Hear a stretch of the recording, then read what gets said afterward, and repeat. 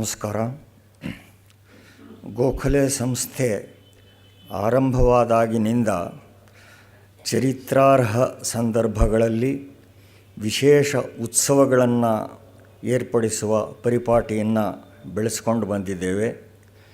DVG ಅವರು ಇದ್ದಾಗಲೇ 1947ರಲ್ಲಿ ಮೊದಲ ಸ್ವಾತಂತ್ರ್ಯೋತ್ಸವ, 1956ರಲ್ಲಿ ಲೋಕಮಾನ್ಯ ತಿಲಕರ ಜನ್ಮಶತಾಬ್ದಿ, 1965ರಲ್ಲಿ ಲಾಲಾ ಲಜಪತ್ ರಾಯ್ ಅವರ ಜನ್ಮಶತಾಬ್ದಿ, ಹೀಗೆ ಹಲವಾರು ಉತ್ಸವಗಳನ್ನು DVG ಅವರೇ ನಡೆಸಿದರು.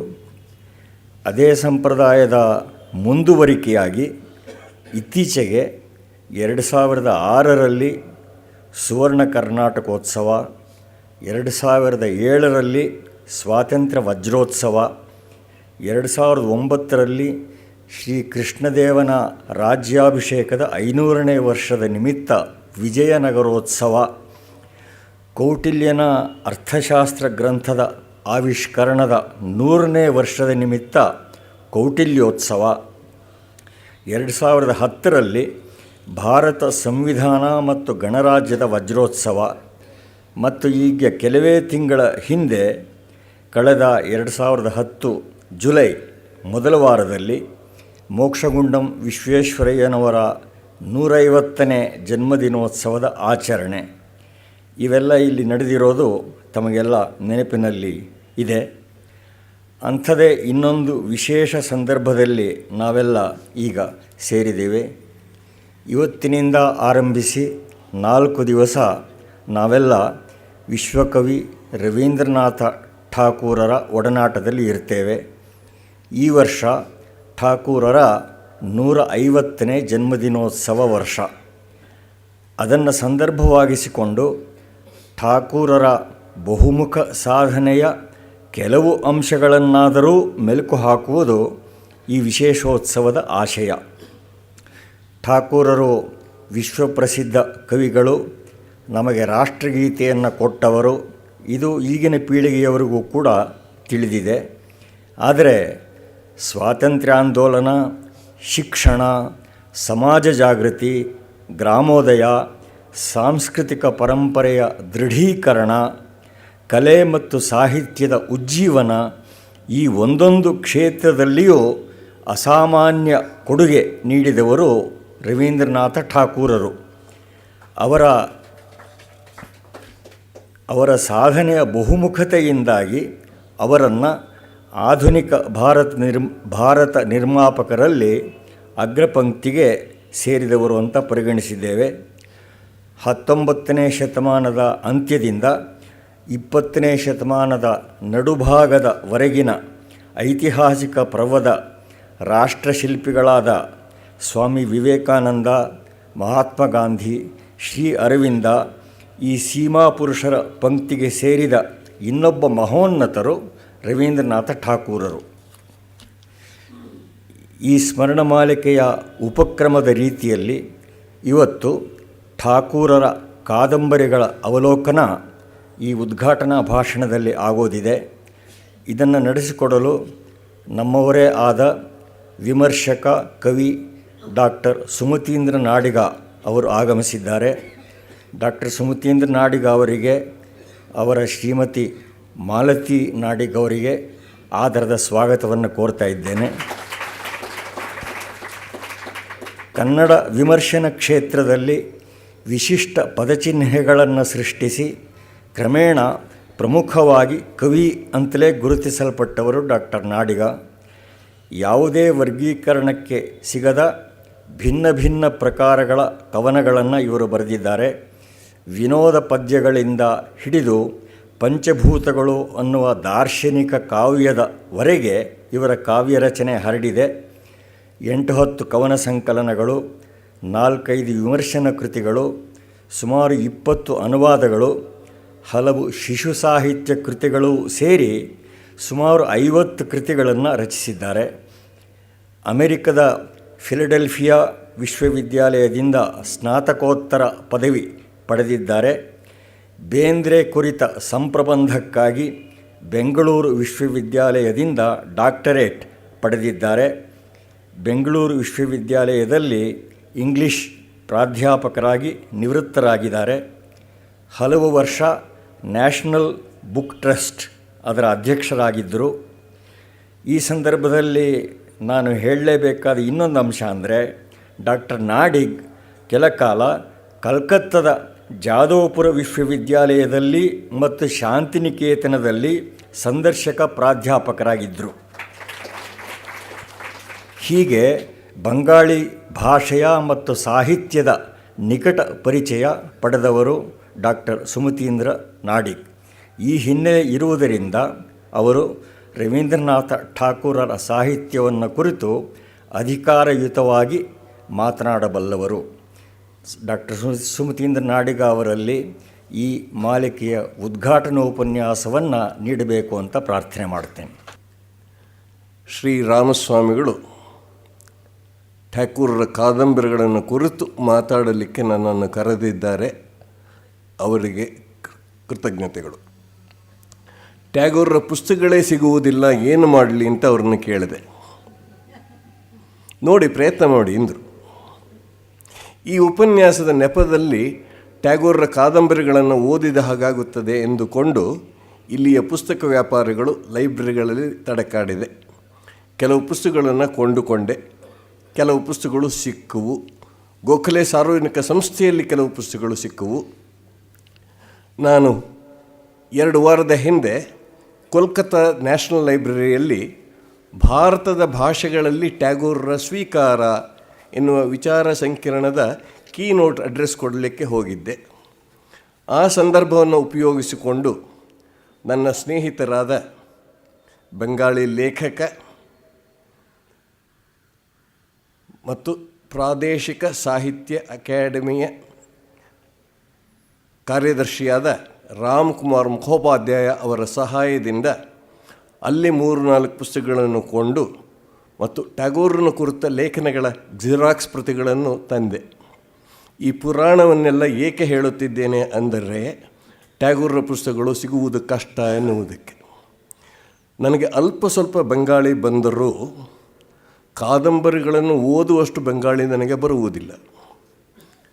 ಟ್ಯಾಗೋರರ ಒಂದು ಪುಸ್ತಕ ತೀನ್ ಸಂಗಿ ಅನ್ನುವುದನ್ನು ನಾನು ಬೆಂಗಾಳಿ ಮತ್ತು ಇಂಗ್ಲಿಷ್ ಅನುವಾದದ ಸಹಾಯದಿಂದ ಕನ್ನಡಕ್ಕೆ ಅನುವಾದಿಸಿದ್ದೇನೆ.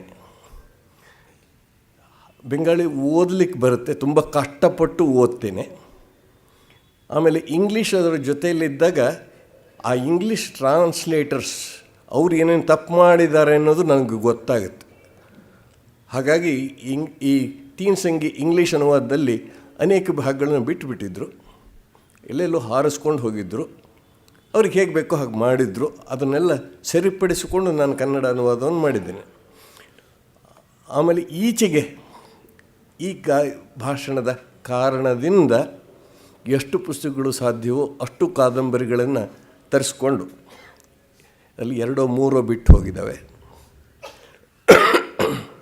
ಅವುಗಳನ್ನು ಓದಿ ನೋಟ್ಸ್ ಮಾಡಿಕೊಂಡು ಈ ಪರೀಕ್ಷೆಗೆ ತಯಾರಾಗಿ ಬಂದಿದ್ದೇನೆ.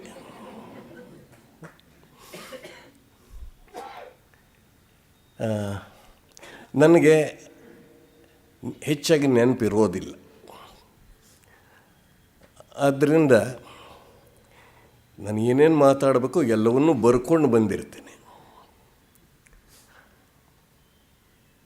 ಟ್ಯಾಗೋರರ ಬೌ ಠಾಕೂರ್ ರಾಣಿರ್ ಹಾಟ್ ಮತ್ತು ರಾಜರ್ಷಿ ಎನ್ನುವ ಮೊದಲ 2 ಕಾದಂಬರಿಗಳು ನನಗೆ ಸಿಗಲಿಲ್ಲ. ಮೊದಲ ಕಾದಂಬರಿಯ ಮೇಲೆ ಬಂಕಿಂಚಂದ್ರರ ಪ್ರಭಾವವನ್ನು ವಿಮರ್ಶಕರು ಗುರುತಿಸಿದ್ದಾರೆ. 1902ರಲ್ಲಿ ಬರೆದ ಚೋಕರ್ಬಾಲಿ ಎನ್ನುವ ಕಾದಂಬರಿ ಬಿನೋದಿನಿ ಎನ್ನುವ ಹೆಸರಿನಲ್ಲಿ ಇಂಗ್ಲೀಷ್ನಲ್ಲಿ ಸಿಗುತ್ತದೆ. ನೌಕಾ ಡುಬಿ 1905ರಲ್ಲಿ ಬರೆದದ್ದು ಕನ್ನಡದಲ್ಲಿ ನೌಕಾಘಾತ ಅಂತ. ಗೋರ 1910ರಲ್ಲಿ ಬರೆದದ್ದು ಅದೇ ಹೆಸರಿನಲ್ಲಿ. ಚತುರಂಗ 1916ರಲ್ಲಿ ಬರೆದದ್ದು ಕನ್ನಡದಲ್ಲಿ ಅದೇ ಹೆಸರಿನಲ್ಲಿ. ಘರೇಬಾಯಿರೆ 1916ರಲ್ಲಿ ಬರೆದದ್ದು ಇಂಗ್ಲೀಷ್ನಲ್ಲಿ ಹೋಮ್ ಇನ್ ದಿ ವರ್ಲ್ಡ್ ಅಂತಲೂ ಕನ್ನಡದಲ್ಲಿ ಮನೆ ಜಗತ್ತಲು ಅಂತ ಅನುವಾದವಾಗಿದೆ. ಜೋಗ ಜೋಗ್ 1930ರಲ್ಲಿ ಬರೆದದ್ದು ಯೋಗ ಯೋಗ ಅಂತ ಕನ್ನಡದಲ್ಲಿ ಅನುವಾದವಾಗಿದೆ. ಟ್ಯಾಗೋರರು ಬೆಂಗಳೂರಿನಲ್ಲಿದ್ದಾಗ ಬರೆದ ಕಾವ್ಯಮಯ ಕಾದಂಬರಿ ಶೇಷೇರ್ ಕವಿತಾ 1929ರದ್ದು. 4 ಅಧ್ಯಾಯ 1934ರಲ್ಲಿ ಬರೆದದ್ದು. 4 ಅಧ್ಯಾಯಗಳು ಅಂತ ಕನ್ನಡದಲ್ಲಿ ಸಿಗುತ್ತದೆ. ದುಯಿ ಬೋನ್, ಇಬ್ಬರು ಅಕ್ಕ ತಂಗಿಯರು, ಮಾಲಾಂಚ, ಹೂವಿನಂಗಡಿಯ ತೋಟ, ಇವೆರಡು ಟ್ಯಾಗೋರರ ಕಿರು ಕಾದಂಬರಿಗಳು.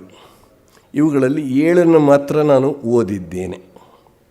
ಇವುಗಳ ಕೆಲವನ್ನು ಕನ್ನಡದಲ್ಲಿ ಓದಿದ್ದೇನೆ. ಆದ್ದರಿಂದಲೇ ಟ್ಯಾಗೋರರ ಕಾದಂಬರಿಗಳನ್ನು ಕುರಿತು ನಿಮಗೆ ಪರಿಚಯಿಸಲಿಕ್ಕೆ ನಾನು ಅಧೀರನಾಗಿದ್ದೇನೆ. ಅಧ್ಯಯನದ ಕೊರತೆಯನ್ನು ಮನ್ನಿಸಬೇಕಾಗಿ ಕೇಳಿಕೊಳ್ಳುತ್ತೇನೆ. ಟ್ಯಾಗೋರರ ಕೃತಿಗಳು ಅನೇಕ ಭಾರತೀಯ ಭಾಷೆಗಳಿಗೆ ಅನುವಾದವಾಗಿರುವುದರಿಂದ ಟ್ಯಾಗೋರರು ಅತ್ಯಂತ ಶ್ರೇಷ್ಠ ಭಾರತೀಯ ಲೇಖಕರಾಗಿದ್ದಾರೆ. ಆದ್ದರಿಂದ ಅವರು ಜನ್ಮ ತಾಳಿದ 150ನೇ ವರ್ಷದಲ್ಲಿ ಗೋಖಲೆ ಸಾರ್ವಜನಿಕ ವಿಚಾರ ಸಂಸ್ಥೆ 4 ದಿನಗಳ ಉಪವಾಸ ಕಾರ್ಯಕ್ರಮವನ್ನು ಏರ್ಪಡಿಸಿರುವುದು ಅರ್ಥಪೂರ್ಣವಾಗಿದೆ. ಇದಕ್ಕಾಗಿ ಶ್ರೀ ರಾಮಸ್ವಾಮಿಯವರನ್ನು ಅಭಿನಂದಿಸುತ್ತೇನೆ.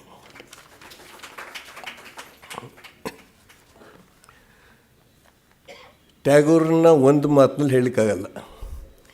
ಒಬ್ಬ ಸಾಹಿತಿ ಅಂತ ಹೇಳಿದರೆ ಅಲ್ಲಿ ಮುಗಿಯೋಲ್ಲ ಟ್ಯಾಗೋರರು.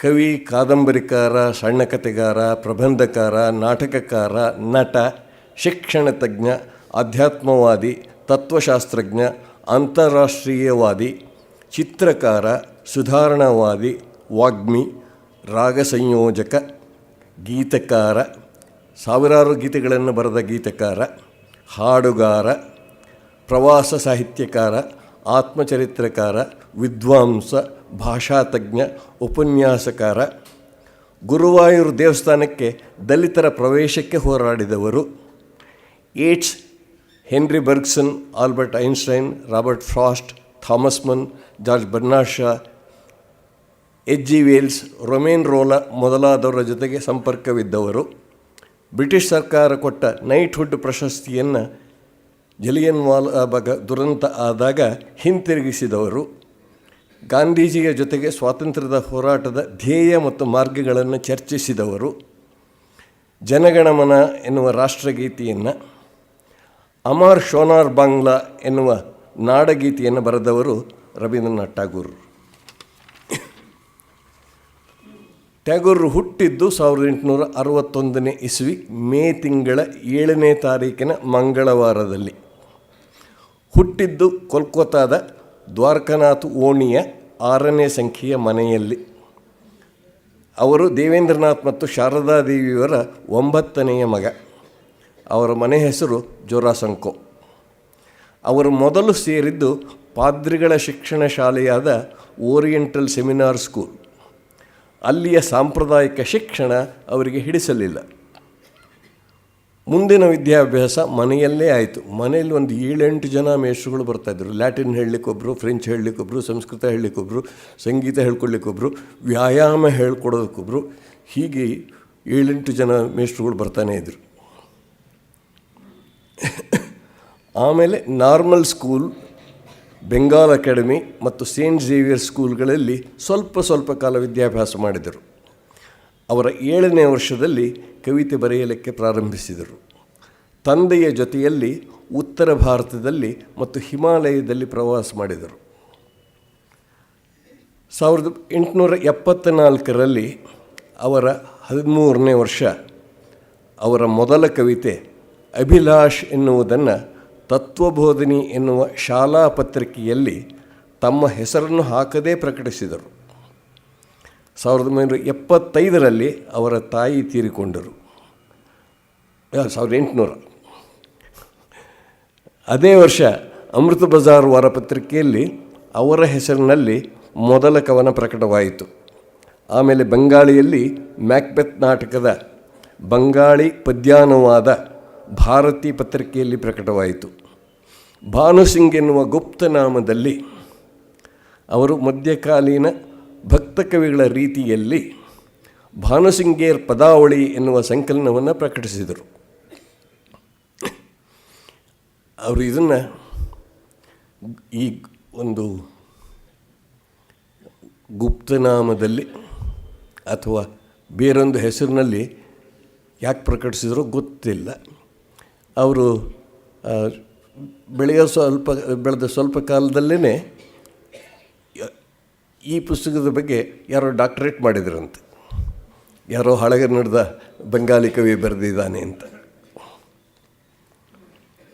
ಟ್ಯಾಗೋರರ ಮನೆಯಿಂದಲೇ ಪ್ರಕಟವಾಗ್ತಾಯಿತ್ತು 2 ಪತ್ರಿಕೆಗಳು, ಭಾರತಿ ಮತ್ತು ಬಲಾಕ ಅಂತ.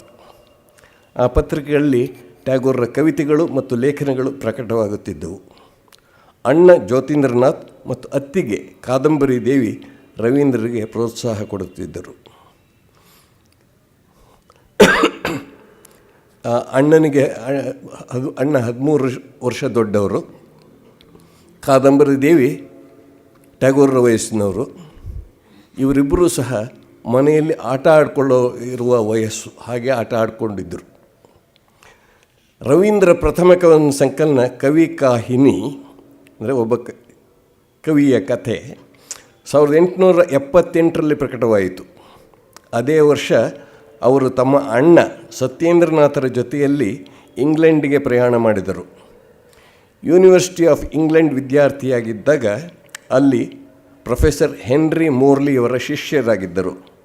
ಭಾರತಕ್ಕೆ 1880ರಲ್ಲಿ ಹಿಂತಿರುಗಿದರು. ಭಾರತಕ್ಕೆ ಬಂದಾಗ ವಾಲ್ಮೀಕಿ ಪ್ರತಿಭಾ ಮತ್ತು ಕಾಲ್ಮೃಗಯ್ಯ ಪ್ರಾಣಾಂತಿಕ ಬೇಟೆ ಎನ್ನುವ ನಾಟಕಗಳನ್ನು ಬರೆದು ಅವುಗಳನ್ನು ಆಡಿಸಿದಾಗ ಅವುಗಳಲ್ಲಿ ಪಾತ್ರವಹಿಸಿದರು. 1881ರಲ್ಲಿ ಇಂಗ್ಲೆಂಡಿಗೆ ಹೊರಟ ದಾರಿಯಲ್ಲಿ ಮನಸ್ಸು ಬದಲಾಯಿಸಿ ಮದ್ರಾಸಿಗೆ ಹಿಂತಿರುಗಿ, ಮದ್ರಾಸಿನಿಂದ ಅಲ್ಲಿ ಹೋಗೋದಕ್ಕೆ ಮುಂಚೆ ಮದ್ರಾಸಿನಿಂದ ಹಿಂತಿರುಗಿ ತಮ್ಮ ತಂದೆಯನ್ನು ಭೇಟಿ ಮಾಡುವುದಕ್ಕಾಗಿ ಮುಸ್ಸೋರಿಗೆ ಹೋದರು. 1882ರಲ್ಲಿ ಸಂಧ್ಯಾ ಸಂಗೀತ್, ಸಂಜೆಯ ಹಾಡುಗಳು ಎನ್ನುವ ಸಂಕಲನವನ್ನು ಪ್ರಕಟಿಸಿದರು. ನೋಡಿ, ಉದ್ದಕ್ಕೂ ಸಹ ಇಲ್ಲ ಪ್ರವಾಸ, ಇಲ್ಲ ಬರವಣಿಗೆ, ಆಮೇಲೆ ಬೇರೆ ಸಾಮಾಜಿಕ ಕಾರ್ಯಗಳು, ಸುಧಾರಣಾ ಕಾರ್ಯಗಳು. ಒಂದು ರೀತಿ ಪುರುಸೊತ್ತು ಇಲ್ಲದೆ ಆ ಜೀವ ದುಡಿತಾ ಹೋದದ್ದನ್ನು ನಾವು ನೋಡ್ತೀವಿ. ಅವರು ಬರೆದ ಸಂಜೆಯ ಹಾಡುಗಳು ಬಂಕಿಮ್ ಚಂದ್ರ ಚಟರ್ಜಿಯವರಿಗೆ ತುಂಬ ಹಿಡಿಸಿತು. ಬಂಕಿಮ್ ಚಂದ್ರ ಚಟರ್ಜಿಯವ್ರ ಮನೆಗೆ ಇವರು ಹೋಗಿ ಬರ್ತಾಯಿದ್ರು, ಅವರ ಪರಿಚಯ ಇತ್ತು. ಬಂಕಿಮ್ ಚಂದ್ರರು ಸತ್ತಾಗ ಅವ್ರ ಬಗ್ಗೆ ಒಂದು ಸಾಕಷ್ಟು ದೀರ್ಘವಾದ ಒಂದು ಲೇಖನವನ್ನು ರವೀಂದ್ರ ಅವರ ಬಗ್ಗೆ ಬರೆದರು. ಬಂಕಿಮ್ ಚಂದ್ರರ ಪ್ರಭಾವ ಅವರ ಮೇಲೆ ಆಗಿತ್ತು. ಒಂದು ಕಾರ್ಯಕ್ರಮದಲ್ಲಿ ಬಂಕಿಮ್ ಚಂದ್ರರು ಅವರಿಗೆ ಹಾಕಿದ್ದ ಹಾರವನ್ನು ರವೀಂದ್ರರ ಕೊರಳಿಗೆ ಹಾಕಿದರು. ಹೀಗೆ ಒಂದು ರೀತಿಯೊಳಗೆ ಒಬ್ಬ ದೊಡ್ಡ ಕವಿ ಇನ್ನೊಬ್ಬ ಕವಿಯನ್ನು, ದೊಡ್ಡ ಲೇಖಕ ಇನ್ನೊಬ್ಬ ಲೇಖಕನನ್ನು ಸಾರ್ವಜನಿಕವಾಗಿ ಅಭಿನಂದಿಸುವುದು ದೊಡ್ಡವ್ರ ಮನಸ್ಸು ಅಂತ ಅನಿಸುತ್ತೆ. ಇಲ್ಲಿ ನಮ್ಮಲ್ಲೂ ಆ ಥರದ ಆಯಿತು ಅಂತ ನಾನು ಕೇಳಿದ್ದೀನಿ. ನಮ್ಮ ದೊಡ್ಡವರು ತುಂಬ ದೊಡ್ಡದಾಗಿ ನಡ್ಕೊಂಡ್ರು ಅಂಥೇಳಿ. ಯಾರು ಬಹುಶಃ ಬೇದ್ರೆಯವ್ರಿಗಿರ್ಬೇಕು, ಯಾರೋ ದೊಡ್ಡವರು ಅಡ್ಬಿದ್ರಂತೆ ಅವ್ರ ಕವಿತೆ ಓದಿದ ಮೇಲೆ. ಹೀಗ್ಯಾಕೆ ಮಾಡ್ತೀರಿ ಅಂತಂದರೆ, ನಿಮಗೆ ಗೊತ್ತಿಲ್ಲ ಅವನು ದೊಡ್ಡವನು ಆಗ್ತಾನೆ ಅಂತ.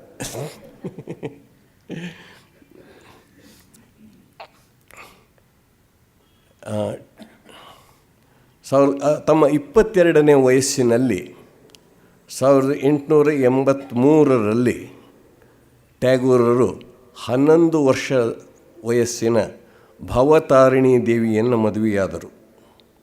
ಅವರಿಗೆ 22, ಹೆಂಡತಿಗೆ 11. ಆ ಕಾಲದಲ್ಲಿ ಈ ಬಾಲ್ಯ ವಿವಾಹ ಇನ್ನೂ ಇತ್ತು, ಅದು ಆಗಬಾರ್ದು ಅನ್ನುವ ಸುಧಾರಣವಾದಿಗಳು ಇದ್ದರು. ಮದುವೆಯಾದ ಮೇಲೆ ಹೆಂಡತಿ ಹೆಸರನ್ನು ಮೃಣಾಲಿನಿ ದೇವಿ ಎಂದು ಬದಲಾಯಿಸಲಾಯಿತು. ಅವರ ಮದುವೆಯಾಗಿ 3 ತಿಂಗಳಾದಾಗ ಅವರ ಪ್ರೀತಿ ಪಾತ್ರ ಅತ್ತಿಗೆ ಕಾದಂಬರಿ ದೇವಿ ಆತ್ಮಹತ್ಯೆ ಮಾಡಿಕೊಂಡದ್ದು ಟ್ಯಾಗೋರರ ಮನಸ್ಸಿನ ಮೇಲೆ ದೊಡ್ಡ ಆಘಾತವನ್ನು ಮಾಡಿತು. ಕಾದಂಬರಿಯ ದೇವಿಯನ್ನು ಕುರಿತು ಅನೇಕ ಕವಿತೆಗಳನ್ನು, ಒಂದು ಸಣ್ಣ ಕಥೆಯನ್ನು ಸಹ ಟ್ಯಾಗೋರರು ಬರೆದಿದ್ದಾರೆ. ಅವರ ನಡುವೆ ಪ್ರೇಮವಿತ್ತು ಅನ್ನುವುದನ್ನು ಎಲ್ಲರೂ ಹೇಳ್ತಾರೆ. ಅವ್ರದ್ದೊಂದು ದೊಡ್ಡ ಮನೆ, ಅಲ್ಲಿ ಅನೇಕ ಅಣ್ಣಂದರು, ಒಬ್ಬೊಬ್ರಿಗೆ ಒಂದೊಂದು ರೂಮು ಇದು. ಆಮೇಲೆ ಹೆಂಗಸರಿಗೆ ಒಂದು ಪ್ರತ್ಯೇಕವಾದ ಭಾಗ, ಗಂಡಸರಿಗೆ ಒಂದು ಪ್ರತ್ಯೇಕವಾದ ಭಾಗ. ಆಮೇಲೆ ಹೆಂಗಸರಿದ್ದಲ್ಲಿಗೆ ಗಂಡಸರು ಯಾರಾದರೂ ಹೋದರೆ ಅವ್ರನ್ನ ಟೀಕೆ ಮಾಡ್ತಾಯಿದ್ರಂತೆ. ಈ ರೀತಿಯಾದ ಒಂದು ಮನೆತನದಲ್ಲಿ ಬೆಳೆದವರು. ಆದರೆ ಇವರ ಅಣ್ಣ ಸತ್ಯೇಂದ್ರನಾಥ್ ಇಂಗ್ಲೆಂಡಿಗೆ ಹೋಗಿ ಬಂದವರು. ಆಮೇಲೆ ಜ್ಯೋತಿರೀಂದ್ರನಾಥ್ ಅವರೂ ಸಹ. ಇವರು ಒಂದು ರೀತಿ ತಮ್ಮ ಬದುಕಿನಲ್ಲಿಯೇ ಸುಧಾರಣಾವಾದಿತ್ವವನ್ನು ಬದುಕಿದರು. ಅವರ ಸ್ತ್ರೀ ಹೆಂಡತಿಯರನ್ನ ಜೊತೆಗೆ ಕರ್ಕೊಂಡು ಹೋಗ್ತಾಯಿದ್ರು. ಸತ್ಯೇಂದ್ರನಾಥ್ ತನ್ನ ಹೆಂಡತಿಯನ್ನು ಹಾಗೆ ಕರ್ಕೊಂಡು ಹೋದ್ರಂತೆ. ಇನ್ನೊಂದು ಸಾರಿ ಕುದುರೆ ಮೇಲೆ ಕರ್ಕೊಂಡು ಹೋದ್ರಂತೆ. ಇವೆಲ್ಲ ಒಂಥರ ಶಾಕಿಂಗ್ ಆಗಿತ್ತು ಆಗಿನ ಸಮಾಜಕ್ಕೆ. ಆದರೆ ಒಂದು ಕಡೆ ಈ ಬ್ರಾಹ್ಮ ಸಮಾಜದವರು ಗಂಡು ಹೆಣ್ಣಿನ ಸಮಾನತೆಯನ್ನು ಹೇಳ್ತಾ ಇದ್ದ ಕಾಲವೂ ಅದಾಗಿತ್ತು. ದೇವೇಂದ್ರನಾಥರು ಬ್ರಾಹ್ಮ ಸಮಾಜದ ಬಹುಮುಖ್ಯ ವ್ಯಕ್ತಿಯಾಗಿದ್ದರು. 1984ರಲ್ಲಿ ಕೋರಿ ಓ ಕೋಮಲ್ ಎನ್ನುವ ಕವನ ಸಂಕಲನವನ್ನು ಪ್ರಕಟಿಸಿದ ಮೇಲೆ ಟ್ಯಾಗೋರ್ ಬೇರೆ ಬೇರೆ ಪ್ರಕಾರಗಳಲ್ಲಿ ಸಾಹಿತ್ಯವನ್ನು ರಚಿಸಿದರು.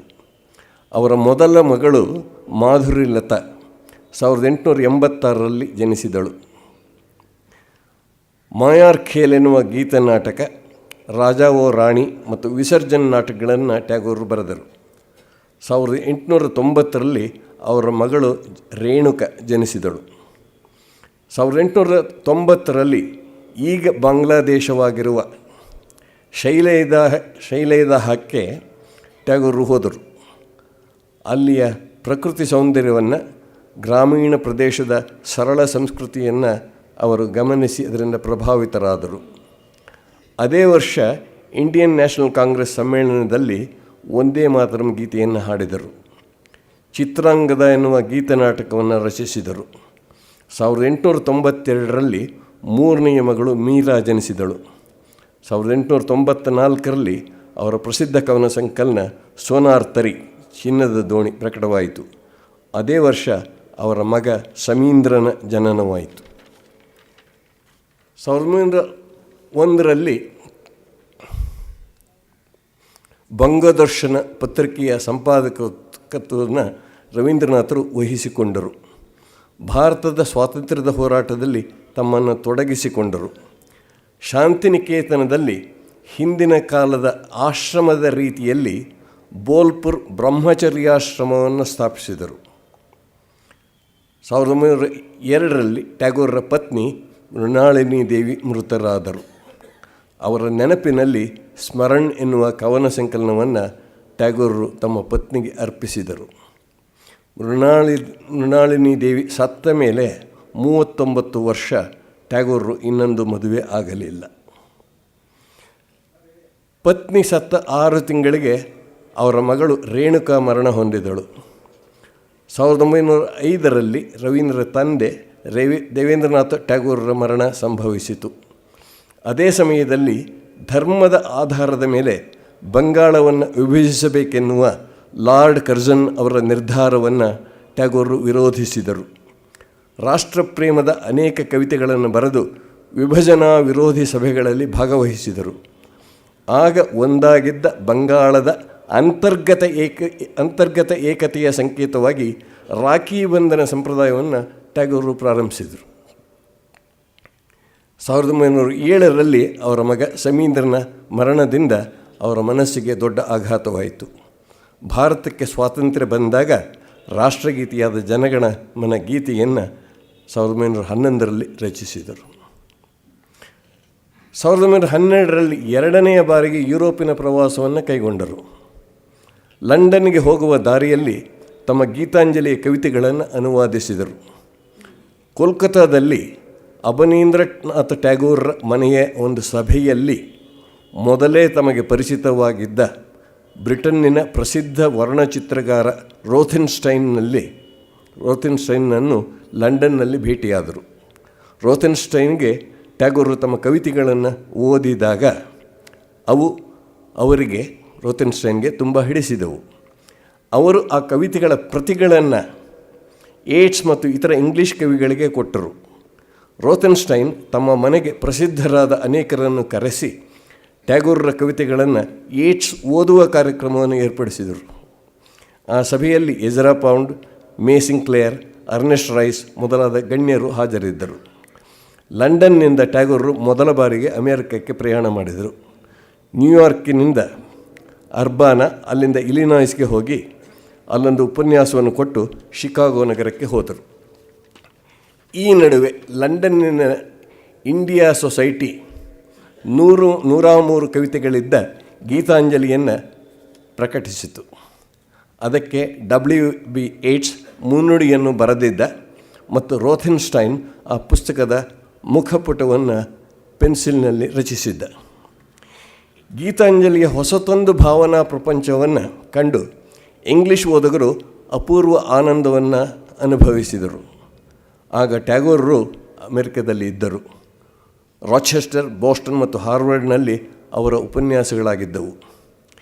ಎಜ್ರಾ ಪೌಂಡ್ ಸಂಪಾದಿಸುತ್ತಿದ್ದ ಪೊಯಿಟ್ರಿ ಮ್ಯಾಗಝೀನ್ನಲ್ಲಿ ಮೊದಲು ಟ್ಯಾಗೋರರು ಇಂಗ್ಲೀಷ್ನಲ್ಲಿ ಮೊಟ್ಟ ಮೊದಲಿಗೆ ಬರೆದ ಕವಿತೆಗಳನ್ನು ಪ್ರಕಟಿಸುವ ಗೌರವಕ್ಕೆ ಪಾತ್ರರಾದರು. ಪೊಯಿಟ್ರಿ ಮ್ಯಾಗಝೀನ್ ಪಾತ್ರವಾಯಿತು. ಡಿಸೆಂಬರ್ 1912 ಪೊಯಿಟ್ರಿ ಮಾಸಪತ್ರಿಕೆಯಲ್ಲಿ ಗೀತಾಂಜಲಿಯ 6 ಕವಿತೆಗಳು ಪ್ರಕಟವಾದವು. ಟ್ಯಾಗೋರರು ಕೋಲ್ಕತ್ತಾಕ್ಕೆ ಹಿಂದಿರುಗಿದರು. 1913ನೇ ತಾರೀಕು ಟ್ಯಾಗೋರರ ಗೀತಾಂಜಲಿಗೆ ನೊಬೆಲ್ ಪಾರಿತೋಷಿಕ ಲಭಿಸಿದೆ ಎಂದು ಭಾರತೀಯರಿಗೆ ತಿಳಿಯಿತು. 1913 ಡಿಸೆಂಬರ್ 26ರಂದು ಯೂನಿವರ್ಸಿಟಿ ಆಫ್ ಕೋಲ್ಕತ್ತಾ ಟ್ಯಾಗೋರರಿಗೆ ಗೌರವ ಡಿ.ಲಿಟ್ ಪದವಿ ಪ್ರದಾನ ಮಾಡಿತು. 1915ರಲ್ಲಿ ಟ್ಯಾಗೋರರಿಗೆ ನೈಟ್ಹುಡ್ ಪ್ರಶಸ್ತಿಯನ್ನು ನೀಡಲಾಯಿತು. 1916ರಲ್ಲಿ ಟ್ಯಾಗೋರರು ಜಪಾನಿಗೆ ಪ್ರಯಾಣ ಮಾಡಿದರು. ರಂಗೂನ್, ಸಿಂಗಪುರ, ಹಾಂಗ್ಕಾಂಗ್ನಲ್ಲಿ ಅವರ ಭಾಷಣಗಳಾದವು. ಸೆಪ್ಟೆಂಬರ್ 16ರಲ್ಲಿ ಅವರಿಗೆ ಅಮೆರಿಕದ ಸಂಯುಕ್ತ ಸಂಸ್ಥಾನದಿಂದ ಅನೇಕ ಸಂಸ್ಥೆಗಳಿಂದ ಆಹ್ವಾನ ಬಂದಾಗ ವಾಷಿಂಗ್ಟನ್ ನಗರಕ್ಕೆ ಹೋದರು. ಅಲ್ಲಿಂದ Portland, San Francisco, Santa Barbara, Salt Lake City, Chicago, Iowa, Milwaukee, Detroit, Cleveland, Philadelphia, ಬೋಸ್ಟನ್ನಿಗೆ ಹೋಗಿ ಉಪನ್ಯಾಸಗಳನ್ನು ಮಾಡಿದರು. ನ್ಯೂಯಾರ್ಕಿನ ಕೊಲಂಬಿಯಾ ಥಿಯೇಟರ್ನಲ್ಲಿ ತಮ್ಮ ರಾಜ ಕಾದಂಬರಿಯ ಕೆಲವು ಭಾಗಗಳ ಅನುವಾದವನ್ನು ಓದಿದರು. 1917ರಲ್ಲಿ ಕಲ್ಕತ್ತಾಕ್ಕೆ ಹಿಂತಿರುಗಿದರು. 1918ರಲ್ಲಿ ಅವರ ಹಿರಿಯ ಮಗಳು ಮಾಧುರ್ಯಲತಾ ಮರಣ ಹೊಂದಿದಳು. 1919ರಲ್ಲಿ ಟ್ಯಾಗೋರರು ದಕ್ಷಿಣ ಭಾರತದ ಪ್ರವಾಸವನ್ನು ಮಾಡಿದರು. ಆಗ ಬೆಂಗಳೂರಿಗೂ ಬಂದಿದ್ದರು. ಬೇರೆ ಬೇರೆ ವಿಷಯಗಳನ್ನು ಕುರಿತು ಬೆಂಗಳೂರು, ಊಟಿ, ಕೊಯಮತ್ತೂರು, ಪಾಲ್ಘಾಟ್, ಸೇಲಂ, ಟ್ರಿಚಿ, ಶ್ರೀರಂಗಪಟ್ಟಣಂ, ಕುಂಭಕೋಣಂ, ತಂಜಾವೂರು ಮತ್ತು ಮದ್ರಾಸುಗಳಲ್ಲಿ ಉಪನ್ಯಾಸಗಳನ್ನು ಕೊಟ್ಟರು. ಮದ್ರಾಸಿನಲ್ಲಿ ಆ್ಯನಿ ಬೆಸೆಂಟರು ಸ್ಥಾಪಿಸಿದ ನ್ಯಾಷನಲ್ ಯೂನಿವರ್ಸಿಟಿಯಲ್ಲಿ ಚಾನ್ಸಲರ್ ಆಗಿ ಉಪನ್ಯಾಸ ಮಾಡಿದರು. ಅದ್ಯಾರ್ನಲ್ಲಿ ಶ್ರೀ ಬೆಸೆಂಟರ ಅತಿಥಿಯಾಗಿದ್ದರು. 1919ರಲ್ಲಿ ಜಲಿಯನ್ವಾಲಾ ಹತ್ಯಾಕಾಂಡವನ್ನು ಖಂಡಿಸಿ ಲಾರ್ಡ್ ಚಲ್ಮ್ಸ್ಫೋರ್ಡರಿಗೆ ಬರೆದ ಚಾರಿತ್ರಿಕ ದಾಖಲೆಯಾದ ಪತ್ರದಲ್ಲಿ ಟ್ಯಾಗೋರರು ನೈಟ್ಹುಡ್ ಪ್ರಶಸ್ತಿಯನ್ನು ಹಿಂತಿರುಗಿಸಿದರು. 1920ರಲ್ಲಿ ಗಾಂಧೀಜಿಯ ಸಾಬರ್ಮತಿ ಆಶ್ರಮಕ್ಕೆ ಹೋದರು. ಅಲ್ಲಿಂದ ಅಹಮದಾಬಾದ್, ಸೂರತ್ ಮತ್ತು ಬೊಂಬಾಯಿಗೆ ಹೋದರು. 1920ರಲ್ಲಿ ಮತ್ತೊಮ್ಮೆ ಯುರೋಪಿನಿಂದ ಕರೆ ಬಂತು. ಇಂಗ್ಲೆಂಡಿನ ವಿವಿಧ ಪ್ರದೇಶಗಳಿಗೆ, ಪ್ಯಾರಿಸ್, ಹೇಗ್, ಬ್ರಸೆಲ್ಸಿಗೆ ಟ್ಯಾಗೋರರು ಹೋಗಿ ಬಂದರು. ಯುರೋಪಿನಿಂದ ಅಮೆರಿಕಕ್ಕೆ ಹೋಗಿ ನ್ಯೂಯಾರ್ಕ್, ಪ್ರಿನ್ಸ್ಟನ್, ಶಿಕಾಗೋಗಳಲ್ಲಿ ಉಪನ್ಯಾಸ ಮಾಡಿ ಮತ್ತೆ ಯುರೋಪಿಗೆ ಹೋದರು. ಟ್ಯಾಗೋರರು ವಿಶ್ವಭಾರತಿ ವಿಶ್ವವಿದ್ಯಾಲಯಕ್ಕೆ ಧನ ಸಹಾಯವನ್ನು ಕೇಳುವುದಕ್ಕೆ ಹೋಗಿದ್ದರು. ಅಷ್ಟು ಹೊತ್ತಿಗೆ ಅವರನ್ನು ಬ್ರಿಟನ್ನಿನ ವಿರೋಧಿ, ಜರ್ಮನಿ ಪರವಾದವರೆನ್ನುವ ವದಂತಿ ಇದ್ದುದರಿಂದ ಅಮೆರಿಕದಲ್ಲಿ ಅವರಿಗೆ ಹೆಚ್ಚು ಹಣ ಸಿಗಲಿಲ್ಲ. ಟ್ಯಾಗೋರರು Geneva, Zurich, Hamburg, Copenhagen, Stockholm, Berlin, Frankfurt, Vienna, Praha ಮತ್ತಿತರ ನಗರಗಳಿಗೂ ಹೋಗಿ ಉಪನ್ಯಾಸಗಳನ್ನು ಕೊಟ್ಟು ಬಂದರು. ಟ್ಯಾಗೋರರು 1921ರಲ್ಲಿ ವಿಶ್ವಭಾರತಿ ವಿಶ್ವವಿದ್ಯಾನಿಲಯವನ್ನು ಪ್ರಾರಂಭಿಸಿದರು. ತಮಗೆ ಬಂದ ನೊಬೆಲ್ ಪ್ರೈಸಿನ ಪೂರ್ತಿ ಹಣವನ್ನು, ತಮ್ಮ ಪುಸ್ತಕಗಳ ರಾಯಲ್ಟಿಯನ್ನು ಸಹ ವಿಶ್ವಭಾರತಿಗೆ ಕೊಟ್ಟರು. ಬಾಂಬೆ, ಅಲ್ಲಿಂದ ಪೂನಾಕ್ಕೆ ಹೋದರು. ಮೈಸೂರು, ಬೆಂಗಳೂರು, ಕೊಯಮತ್ತೂರು, ತಿರುವನಂತಪುರ, ಕೊಚ್ಚಿನ್ ಮತ್ತು ಕೊಲಂಬೋಗಳಿಗೆ ಹೋಗಿ ಉಪನ್ಯಾಸಗಳನ್ನು ಕೊಟ್ಟು ಬಂದರು. ಹೀಗೆಲ್ಲ ಹೋದದ್ದು ಉಪನ್ಯಾಸ ಕೊಡೋದು ಆಯಿತು, ಜೊತೆಗೆ ಧನ ಸಂಗ್ರಹವೂ ಅವರ ಮನಸ್ಸಿನಲ್ಲಿತ್ತು. ಅವರಿಗೆ ಚೈನಾದಿಂದ ಆಹ್ವಾನ ಬಂತು. ಶಾಂಘೈ, ಪೀಕಿಂಗ್ ನಗರಗಳಿಗೆ ಹೋಗಿ ಬಂದರು. ಈ ಪ್ರವಾಸದಲ್ಲಿ ಮತ್ತೊಮ್ಮೆ ಜಪಾನಿಗೆ ಹೋದರು. ದಕ್ಷಿಣ ಅಮೆರಿಕಕ್ಕೆ ಹೋದರು. ಅಲ್ಲಿ ಬ್ಯೂನೋಸ್ ಐರಿಸ್ನಲ್ಲಿದ್ದ ಅರ್ಜೆಂಟೈನಾದ ಕವಯಿತ್ರಿ ಮದಾಮ್ ವಿಕ್ಟೋರಿಯಾ ಕಾಂಪೋಳ ಅತಿಥಿಯಾಗಿದ್ದರು. ಆಕೆಗೆ ವಿಜಯ ಎಂದು ಹೆಸರು ಕೊಟ್ಟರು. ಅವಳಿಗೆ ಪೂರಬಿ ಎನ್ನುವ ಕವನ ಸಂಕಲನವನ್ನು ಅರ್ಪಿಸಿದರು. ಅಲ್ಲಿಂದ ಹಿಂತಿರುಗಿದ ಮೇಲೆ ಇಟಲಿಗೆ ಹೋಗಿ ಮಿಲಾನ್, ವೆನಿಸ್, ಫ್ಲಾರೆನ್ಸ್ ನಗರಗಳಲ್ಲಿ ಉಪನ್ಯಾಸ ಮಾಡಿದರು. ಕವಿಯ ಹುಟ್ಟಿದ ಹಬ್ಬದ ದಿವಸ ಮಹಾತ್ಮ ಗಾಂಧಿ ಶಾಂತಿನಿಕೇತನಕ್ಕೆ ಹೋಗಿದ್ದರು. 1926ರಲ್ಲಿ ಟ್ಯಾಗೋರ್ ಈಗ ಬಾಂಗ್ಲಾದೇಶದಲ್ಲಿರುವ ಢಾಕಾ, ಮೊಯ್ಮಾನ್ ಸಿಂಗ್, ಕೊಮಿಲ್ಲಾಗಳಿಗೆ ಹೋಗಿ ಬಂದರು. ಮತ್ತೊಮ್ಮೆ ಯುರೋಪಿಗೆ ಹೋಗಿ ಈ ಸಲ Norway, Sweden, Denmark, Czechoslovakia, Hungary, Bulgaria, Rumania, Greece ಮತ್ತು ಈಜಿಪ್ಟ್ ನಗರಗಳಲ್ಲಿ ಪ್ರವಾಸ ಮಾಡಿದರು. 1927ರಲ್ಲಿ ಮಲೇಷಿಯಾ, ಜಾವಾ, ಥೈಲ್ಯಾಂಡಿಗೆ ಹೋಗಿ ಬಂದರು. 1929ರಲ್ಲಿ ಕೆನಡಾ, 30ರಲ್ಲಿ ರಷ್ಯಾ, 32ರಲ್ಲಿ ಇರಾನ್, ಇರಾಕ್ ಮತ್ತು 34ರಲ್ಲಿ ಶ್ರೀಲಂಕಾಗೂ ಹೋಗಿ ಬಂದರು. 1940ರಲ್ಲಿ ಆಕ್ಸ್ಫರ್ಡ್ ಯೂನಿವರ್ಸಿಟಿ ಶಾಂತಿನಿಕೇತನಲ್ಲಿ ಒಂದು ವಿಶೇಷ ಉತ್ಸವ ಏರ್ಪಡಿಸಿ ಗೌರವ ಡಾಕ್ಟರೇಟ್ ಆಫ್ ಲಿಟ್ರೇಚರ್ ಕೊಟ್ಟು ಸತ್ಕರಿಸಿದರು. 1941ನೇ ಇಸ್ವಿ ಆಗಸ್ಟ್ 7ನೇ ತಾರೀಕು ತಮ್ಮ ವಂಶ ಪಾರಂಪರ್ಯವಾಗಿ ಬಂದ ತಾವು ಹುಟ್ಟಿದ ಮನೆಯಲ್ಲಿ ರವೀಂದ್ರನಾಥ್ ಠಾಗೂರರು ದೈವಾಧೀನರಾದರು. ನನಗೆ ಕಾದಂಬರಿಗಳ ಬಗ್ಗೆ ಮಾತಾಡೋದಕ್ಕೂ ಮುಂಚೆ ಇದಿಷ್ಟನ್ನು ಹೇಳಲೇಬೇಕು ಅಂತ ಅನ್ನಿಸ್ತು. ಯಾಕೆಂದರೆ ಬಹಳಷ್ಟು ವಿಷಯಗಳು ನನಗೂ ಗೊತ್ತಿರಲಿಲ್ಲ. ಈ ಭಾಷಣಕ್ಕೋಸ್ಕರವಾಗಿ ಮತ್ತು ಇದರ ಹಿಂದೆ ಕಲ್ಕತ್ತಾದಲ್ಲಿ ಹೋಗಿದ್ದೆ ಅಂತ ಹೇಳಿದ್ನಲ್ಲ, ಅಲ್ಲಿ ಮಾತಾಡಲಿಕ್ಕಾಗಿ ನಾನು ಠಾಗೂರನ್ನ ಇತ್ತೀಚೆಗೆ ಹೆಚ್ಚಾಗಿ ಓದಲಿಕ್ಕೆ ಹೋದೆ. ನಾನು ಹಿಂದಿನ ಬಾರಿ ಕಲ್ಕತ್ತಾ ಅಲ್ಲಿ ಜಾದವ್ಪುರ್ ಯೂನಿವರ್ಸಿಟಿಯಲ್ಲಿದ್ದಾಗ ಅಲ್ಲಿ ಅನುವಾದದ ಬಗ್ಗೆ ಕ್ಲಾಸುಗಳಾಗ್ತಾಯಿತ್ತು. ಅಲ್ಲಿ ರವೀಂದ್ರರ ಗೀತೆಗಳನ್ನು ಹೇಗೆ ಟ್ರಾನ್ಸ್ಲೇಟ್ ಮಾಡೋದು ಅನ್ನುವ ವಿಷಯ ಚರ್ಚೆ ಆಗ್ತಾಯಿತ್ತು. ಆ ಕ್ಲಾಸುಗಳಿಗೆ ಹೋಗಿ ಕೂತ್ಕೋತಾ ಇದ್ದೆ. ಒಂದೆರಡು ಕವಿತೆಗಳನ್ನು ನಾನು ಬೆಂಗಾಲಿಯಿಂದ ಕನ್ನಡಕ್ಕೆ ಅನುವಾದ ಮಾಡಿದ್ದೆ. ಅವರ ಅಪಮಾನಿತರು ಅನ್ನುವ ಒಂದು ಕವಿತೆಯನ್ನು, ಅಪಮಾನಿತೋ ಅನ್ನುವ ಕವಿತೆಯನ್ನು ನಾನು ಕನ್ನಡದಲ್ಲಿ ಅನುವಾದ ಮಾಡಿದ್ದು ನನ್ನ ಬೆಂಗಾಲಿ ಕವಿತೆಗಳು ಅನ್ನುವ ಪುಸ್ತಕದಲ್ಲಿ ಪ್ರಕಟವಾಗಿದೆ. ಈಗ ಟ್ಯಾಗೋರರ ಕಾದಂಬರಿಗಳಿಗೆ ಬರ್ತೀನಿ. ಎಲ್ಲದರ ಬಗ್ಗೆ ಮಾತಾಡಲಿಕ್ಕೆ ಆಗೋಲ್ಲ ಅಂತ ಕಾಣುತ್ತೆ.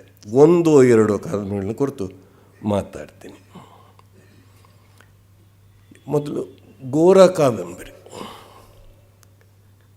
ಇದ್ರ ಬಗ್ಗೆ ಮಾತಾಡೋದಕ್ಕೆ ಮುಂಚೆ ಟ್ಯಾಗೋರರ ಜೀವನ ಸ್ಮೃತಿಗಳು ಅನ್ನುವ ಒಂದು ಪುಸ್ತಕದಲ್ಲಿ, ಜೀವನ ಸ್ಮೃತಿ, ಅದರಲ್ಲಿ ಹೇಳ್ತಾರೆ ಅವರ ಅಕ್ಕ ಒಬ್ಬಳು ಎಷ್ಟು ಬೆಳ್ಳಗಿದ್ಲಂತೆ ಅಂತಂದರೆ, ಯಾರೋ ಪೊಲೀಸ್ನವರು ಅವಳನ್ನ ತಡೆದು ಅದು ಯಾವುದೋ ಒಂದು ಬ್ರಿಟಿಷ್ ಹುಡುಗಿ ತಪ್ಪಿಸ್ಕೊಂಡಿದೆ ಅಂಥೇಳಿ ಅವಳನ್ನ ಮನೆ ಸೇರಿಸ್ಲಿಕ್ಕೆ ಪ್ರಯತ್ನ ಪಟ್ಟಿದ್ರಂತೆ. ಅಷ್ಟು ಬೆಳ್ಳಗಿದ್ಲಂತೆ, ಅಷ್ಟು ಘೋರ ಆಗಿದ್ಲು. ಈ ಕಥೆಯ ನಾಯಕ, ಈ ಕಾದಂಬರಿಯ ನಾಯಕ ಘೋರ. ಅವನು ಬೆಳ್ಳಗೆ ಎತ್ತರವಾಗಿದ್ದವನು. ಎಂಥ ಕಟ್ಟ ಹಿಂದೂ ಅಂತಾದರೆ ಪಾಶ್ಚಾತ್ಯವಾದದ್ದು ಎಲ್ಲವನ್ನೂ ಸಹ ಅವನು ಖಂಡಿಸ್ತಾ ಇದ್ದ. ಆಮೇಲೆ ನಮ್ಮ ಹಿಂದೂ ಸಂಪ್ರದಾಯದ ಕೆಲವು ನಂಬಿಕೆಗಳು, ಆಚರಣೆಗಳು ಅವು ನಮಗೆ ಈಗ ಅದು ಸರಿಯಲ್ಲ ಅಂತ ಕಾಣಿಸ್ತಾ ಇರ್ಬೋದು, ಆದರೆ ಅವನಿಗೆ ಅದೆಲ್ಲವೂ ಸಹ ಅಷ್ಟೇ. ಈ ಸನಾತನಿಗಳು ಕೆಲವನ್ನೆಲ್ಲ ಮಾಡ್ತಾರಲ್ಲ, ನಮಗಿವತ್ತು ಅರ್ಥ ಇಲ್ಲ ಅಂತ ಅನಿಸುತ್ತೆ, ಆದರೆ ಅವೆಲ್ಲವನ್ನೂ ಮಾಡಬೇಕು ಅಂತ ಇದ್ದಂತಹ ಕಟ್ಟ ಹಿಂದುತ್ವವಾದಿಯಾಗಿದ್ದ ಅವನು ಗೋರ. ಗೋರ ಕಾದಂಬರಿಯಲ್ಲಿ ವ್ಯಕ್ತಿ, ಸಮಾಜ ಮತ್ತು ದೇಶದ ಸಮಸ್ಯೆಗಳು ಮುಪ್ಪುರಿಗೊಳ್ಳುತ್ತವೆ. ಮುಂದೆ ಬರಲಿದ್ದ ಅಸಹಕಾರ ಚಳುವಳಿಯ ಸೂಚನೆಯೂ ಇದರಲ್ಲಿದೆ. ಪಾಶ್ಚಾತ್ಯ ವಿದ್ಯಾಭ್ಯಾಸದ ಮತ್ತು ಬ್ರಿಟಿಷ್ ಅಧಿಕಾರಿಗಳು ಮತ್ತು ಮಿಷನರಿಗಳ ಪ್ರಭಾವದಿಂದ ನಗರದ ಮಧ್ಯಮ ವರ್ಗದವರು ಬಹುಸಂಖ್ಯಾತ ಗ್ರಾಮೀಣ ಸಂಪ್ರದಾಯಸ್ಥ ಜನರಿಂದ ದೂರವಾದ ಪರಿಸ್ಥಿತಿಯೂ ಇಲ್ಲಿ ಚಿತ್ರಿತವಾಗಿದೆ. ಸ್ವಾತಂತ್ರ್ಯಾಪೇಕ್ಷೆ ನಿಧಾನವಾಗಿ ಹರಡುವುದು ಈ ಕಾದಂಬರಿಯಲ್ಲಿ ಕಾಣುತ್ತೆ.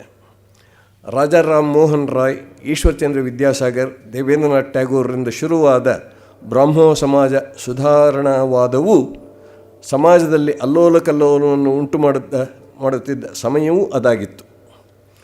ಸಮಾಜ ಸುಧಾರಣೆಯ ಪ್ರಯತ್ನಗಳು ಮನೆತನಗಳಲ್ಲಿ, ವರ್ಗಗಳಲ್ಲಿ ಮತ್ತು ಸಮಾಜದಲ್ಲಿ ಒಡಕನ್ನುಂಟು ಮಾಡುತ್ತಿದ್ದವೆನ್ನುವ ಭಯವೂ ಇತ್ತು. ಒಂದೇ ಮನೆಯಲ್ಲಿ ಒಬ್ಬರು ಬ್ರಹ್ಮ ಸಮಾಜಕ್ಕೆ ಸೇರಿದವರು, ಇನ್ನೊಬ್ಬರು ಸಂಪ್ರದಾಯಗಳು, ಕಟ್ಟವಾದಿಗಳು. ಇವರಿದ್ದಾಗ ಅವರಲ್ಲಿ ಜಗಳ ಆಗ್ತಾಯಿತ್ತು. ಒಂದು ರೀತಿ ಮನೆಗಳು ಒಡಿತಾ ಇದ್ವು ಈ ಒಂದು ಸುಧಾರಣೆಯಿಂದ. ಅವರಲ್ಲಿ ಮಧ್ಯಮ ವರ್ಗದ ಬಂಗಾಳದ ಜನಸಂಖ್ಯೆಯಲ್ಲಿ ಅರ್ಧದಷ್ಟು ಮುಸಲ್ಮಾನರಿದ್ದರು. ನಗರದ ಮಧ್ಯಮ ವರ್ಗದವರು ಹಿಂದೂಗಳಾಗಿದ್ದರು. ಅವರಲ್ಲಿ ಮೂಡುತ್ತಿದ್ದ ಏಕತಾ ಭಾವನೆ, ಹಿಂದೂಗಳಲ್ಲಿ ಮೂಡ್ತಾ ಇದ್ದ ಏಕತಾ ಭಾವನೆ, ಸಾಂಪ್ರದಾಯಿಕ ಬೇರುಗಳಿದ್ದ ಹಿಂದೂಗಳಲ್ಲಿ ಭಾವನಾತ್ಮಕವಾಗಿ ಹತ್ತಿರಕ್ಕೆ ತರ್ತಾ ಇತ್ತು ಹಿಂದೂಗಳನ್ನು. 1905 ಬಂಗಾಳಿ ವಿಭಜನೆ ಹಿಂದೂ ಮತ್ತು ಮುಸಲ್ಮಾನರಲ್ಲಿ ಪ್ರತ್ಯೇಕತಾ ಭಾವನೆಯನ್ನು ತೀವ್ರಗೊಳಿಸಿತ್ತು. ಬಂಗಾಳ ಮುಸಲ್ಮಾನರಲ್ಲಿ ಬಹಳ ಜನ ಕೃಷಿಕರಾಗಿದ್ದರು. ಹಿಂದೂ ಜಮೀನ್ದಾರರು ನಗರಗಳಲ್ಲಿದ್ದರು. ಅವರಲ್ಲಿ ಬೆಳೆಯುತ್ತಿದ್ದ ರಾಷ್ಟ್ರೀಯ ಭಾವನೆ ಮುಸಲ್ಮಾನರಲ್ಲಿ ಅಭದ್ರತೆಯ ಭಾವನೆಯನ್ನು ಹುಟ್ಟಿಸಿತ್ತು. 1911 2 ಬೆಂಗಾಳಗಳನ್ನು ಮತ್ತೆ ಒಂದುಗೂಡಿಸಿದರೂ 2 ಕೋಮುಗಳ ನಡುವೆ ಉಂಟಾಗಿದ್ದ ಬಿರುಕನ್ನು ಮುಚ್ಚುವುದಕ್ಕೆ ಆಗಲಿಲ್ಲ. ಒಂದು ಕಡೆ ತೀವ್ರವಾದ ರಾಷ್ಟ್ರೀಯವಾದ ಉದಾರವಾದಿ ಬ್ರಹ್ಮ ಸಮಾಜ, ಮತ್ತೊಂದು ಕಡೆ ಪುನರುಜ್ಜೀವನದ ಬೆಳವಣಿಗೆ ಮತ್ತು ಸುಧಾರಣಾವಾದಿ ಚಳುವಳಿಗಳ ಹಿನ್ನೆಲೆಯಲ್ಲಿ ಟ್ಯಾಗೋರರು ಗೋರಾ, ಘರೆ ಬಾಯರೆ, ಬಿನೋದಿನಿ ಮತ್ತು ಚಾರಾಧ್ಯಾಯ ಎನ್ನುವ ಕಾದಂಬರಿಗಳನ್ನು ಬರೆದರು. ಗೋರಾದ ಕತೆ ಹೀಗಿದೆ. ಗೋರಾ ಮತ್ತು ವಿನಯಭೂಷಣ ಸಮಾನ ವಯಸ್ಕರು, ದೇಶಪ್ರೇಮಿ ತರುಣರ ಮುಂದಾಳುಗಳು. ಒಂದು ದಿನ ವಿನಯಭೂಷಣ ಅವನ ಕೋಣೆಯ ಕಿಟಕಿಯಿಂದ 2 ಕುದುರೆ ಗಾಡಿಗಳು ಒಂದಕ್ಕೊಂದಕ್ಕೆ ತಾಗಿ ಒಬ್ಬ ವೃದ್ಧ ಕೆಳಗೆ ಬಿದ್ದು ಅವನಿಗೆ ಸ್ವಲ್ಪ ಪೆಟ್ಟಾದದ್ದನ್ನು ನೋಡಿ ಆ ವೃದ್ಧನನ್ನು ಮನೆಗೆ ಬಿಡಲಿಕ್ಕೆ ಹೋಗಿ ವಿನಯಭೂಷಣಿಗೆ ಅವರ ಸಂಸಾರದ ಪರಿಚಯವಾಗುತ್ತದೆ. ಅವರು ಬ್ರಹ್ಮ ಸಮಾಜಕ್ಕೆ ಸೇರಿದವರು. ಅವರ ಮನೆಗೆ ಹೋಗಿ ಬರುತ್ತಾ ಇರುತ್ತಾನೆ. ಇವನು ಸಂಪ್ರದಾಯಸ್ಥ ಬ್ರಾಹ್ಮಣ. ಆ ವೃದ್ಧರ ಹೆಸರು ಪರೇಶ್ ಬಾಬು. ಗೋರ ಸಂಪ್ರದಾಯ ಶರಣ. ಅವನು ಈ ಬ್ರಹ್ಮ ಸಮಾಜದವ್ರ ಮಾತಾಡಿಸ್ಬಾರ್ದು, ಅವ್ರ ಜೊತೆ ಹೋಗಬಾರ್ದು, ಸ್ನೇಹ ಮಾಡಬಾರ್ದು ಅಂತ ಇರ್ತಾನೆ. ಅವನ ಸ್ನೇಹಿತ ವಿನಯಭೂಷಣ ಬ್ರಹ್ಮ ಸಮಾಜದವ್ರ ಮನೆಗೆ ಹೋಗಿ ಬರುತ್ತಾ ಅಲ್ಲೊಂದು 3-4 ಜನ ಹುಡುಗಿಯರಿರ್ತಾರೆ. ಎಲ್ಲಿ ಅವ್ರನ್ನ ಆ ಬ್ರಹ್ಮ ಸಮಾಜದವ್ರನ್ನ ಮದುವೆ ಆಗಿಬಿಡ್ತಾನೋ ಅಂತ ಗೋರ ಇವನನ್ನು ಎಚ್ಚರಿಸ್ತಾ ಇರ್ತಾನೆ. ಪೂರ್ವಾಚಾರದ ಎಲ್ಲ ವಿವರಗಳನ್ನು ತಪ್ಪೇ ಎಂದು ಯೋಚಿಸದೆ, ಅವನು ಹಿಂದಿನೆಲ್ಲ ಸಂಪ್ರದಾಯಗಳು ತಪ್ಪು ಅಂತ ಎಂದೂ ಹೇಳೋದಿಲ್ಲ, ಅದನ್ನು ಯೋಚನೆ ಇಲ್ಲ, ಒಂದು ರೀತಿ ಹಠಮಾರಿ. ಅವನಿಗೆ ತನ್ನ ಸ್ನೇಹಿತ ವಿನಯ ಬ್ರಹ್ಮ ಸಮಾಜದವರ ಮನೆಗೆ ಹೋಗಿ ಬರುವುದು ಇಷ್ಟವಾಗುವುದಿಲ್ಲ. ಅದನ್ನು ಖಂಡಿಸುತ್ತಾನೆ. ಅವರ ಮನೆಯಲ್ಲಿರುವ ಹುಡುಗಿಯರ ಜೊತೆಗೆ ಮಾತಾಡಲಿಕ್ಕೆ ವಿನಯ ಹೋಗುತ್ತಾನೆಂದು ತಿಳಿಯುತ್ತಾನೆ. ಅವನಿಗೆ ಈ ಗಂಡಸರು ಹೆಂಗಸರಿಗೆಲ್ಲ ಸೇರಿ ಸಮಾನವಾಗಿ ಮಾತಾಡೋದು ಇದೆಲ್ಲ ಗೋರಾಗೆ ಇಷ್ಟ ಇಲ್ಲ. ಅವನಿಗೆ ವಯಸ್ಸಿಗೆ ಬಂದ ತರುಣ ತರುಣಿಯರು ಪರಸ್ಪರವಾಗಿ ಒಪ್ಪಿಕೊಂಡು ಮದುವೆಯಾಗುವುದು ಪಾಶ್ಚಾತ್ಯರಿಗೆ ಸರಿ ಇರಬಹುದು, ಭಾರತೀಯರಿಗೆ ಅಲ್ಲ ಎನ್ನುವುದು ಗೋರಾನ ಅಭಿಪ್ರಾಯ. ಗೋರಾನ ತಾಯಿ ಆನಂದಮಯಿ ಉದಾರ ಮನಸ್ಸಿನವಳು. ಅವಳ ಪ್ರಕಾರ ವಿನಯ ಮಾಡುತ್ತಿರುವುದು ಸರಿ. ಆಕೆಯ ಗಂಡ ಕೃಷ್ಣದಯಾಳು ಮದುವೆಯಾದ ಹೊಸತರಲ್ಲಿ ಅನಾಚಾರಿಯಾಗಿದ್ದರೂ ವೃದ್ಧನಾದ ಮೇಲೆ ತುಂಬ ಆಚಾರವಂತನಾಗಿರುತ್ತಾನೆ. ದೇಶಭಕ್ತ ಗೋರನಿಗೆ ದೇಶವೆಂದರೆ ತನ್ನ ಅಭಿಪ್ರಾಯವನ್ನು ಒಪ್ಪುವವರು ಮಾತ್ರ. ಗೋರ ಒಂದು ರೀತಿ ಕಟ್ಟ ಎಂದು ಕೃಷ್ಣದಯಾಳು ಅದನ್ನು ಪ್ರೋತ್ಸಾಹಿಸುವುದಿಲ್ಲ. ಒಂದು ಸಲ ಕೃಷ್ಣದಯಾಳು ಗೋರನನ್ನು ಕರೆದು ಪರೇಶ್ ಬಾಬು ಅವ್ರನ್ನ ಕಂಡು ಬಾ ಎಂದು ಹೇಳುತ್ತಾರೆ. ಪರೇಶ್ ಬಾಬು ಬ್ರಹ್ಮ ಸಮಾಜದಲ್ಲಿ ತುಂಬ ವಯಸ್ಸಾದ ಮುಖ್ಯ ವ್ಯಕ್ತಿ. ಅವರು ಗಾಡಿಯಿಂದ ಬಿದ್ದಾಗ ಅವರನ್ನು ಮನೆಗೆ ಕರೆದುಕೊಂಡು ಹೋದವನೇ ಗೋರನ ಸ್ನೇಹಿತನಾದ ವಿನಯ. ವಿನಯನು ಮೊದಲು ನೋಡಿದ ಹುಡುಗಿಯೇ ಪರೇಶ್ ಬಾಬು ಸಾಕಿಕೊಂಡಿದ್ದ ಹುಡುಗಿ. ಪರೇಶ್ ಬಾಬುವಿಗೆ 3 ಹೆಣ್ಣು ಮಕ್ಕಳು ಮತ್ತು ಒಬ್ಬ ಮಗ. ಸುಚರಿತೆಯನ್ನು ಬ್ರಾಹ್ಮ ಸಮಾಜದ ಹರಣ ಎನ್ನುವ ಯುವಕನಿಗೆ ಮದುವೆ ಮಾಡಿಕೊಡಬೇಕೆಂದು ಮನೆಯಲ್ಲಿ ಒಂದು ಅಭಿಪ್ರಾಯ. ಸುಚರಿತ ಈ ಪರೇಶ್ ಬಾಬು ಸಾಕಿಕೊಂಡಿದ್ದ ಹುಡುಗಿ. ಕೃಷ್ಣದಯಾಳು ಅವರು ಹೇಳಿದ ಹಾಗೆ ಕೃಷ್ಣದಯಾಳು ಹೇಳಿದ ಹಾಗೆ ಪರೇಶ್ ಬಾಬುವನ್ನು ನೋಡಲಿಕ್ಕೆ ಗೋರ ದೋಣಿಯಲ್ಲಿ ಹೋಗುತ್ತಿದ್ದಾಗ ಆ ದೋಣಿಯಲ್ಲಿದ್ದ ಒಬ್ಬ ಇಂಗ್ಲೀಷ್ರವನು ಅವನ ಜೊತೆಗಿದ್ದ ಶಿಕ್ಷಿತ ಬಂಗಾಳಿಯು ಸಾಮಾನ್ಯ ಬಂಗಾಳಿ ಜನರನ್ನು ಹಾಸ್ಯ ಮಾಡುತ್ತಿರುವುದನ್ನು ಕಂಡು ಗೋರ ಕೋಪಗೊಂಡು ಇಂಗ್ಲೀಷ್ನವನನ್ನು ಬೈಯುತ್ತಾನೆ. ಇಂಗ್ಲೀಷ್ನವನು ಉತ್ತರ ಹೇಳದೆ ಸುಮ್ಮನಿದ್ದು ಹೊರಟು ಹೋಗುವಾಗ ಕ್ಷಮೆ ಕೇಳಿ ಹೋಗುತ್ತಾನೆ.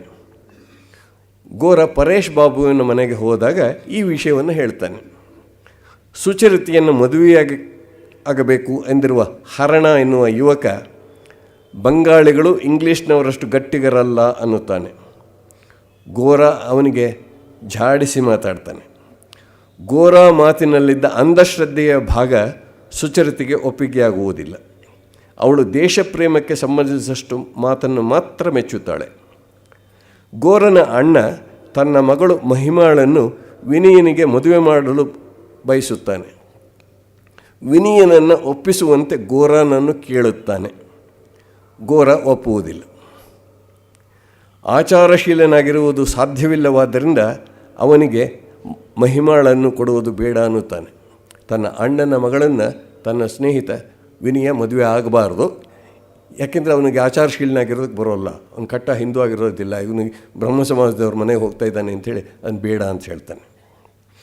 ಗೋರ ಮತ್ತು ವಿನಯರ ನಡುವೆ ಒಂದು ರೀತಿಯಾದ ಬೆರುಕು ಕಾಣಿಸುತ್ತದೆ. ಅದಕ್ಕೆ ಗೋರಾನ ಸಂಪ್ರದಾಯತ್ವವೇ ಕಾರಣವಾಗುತ್ತೆ.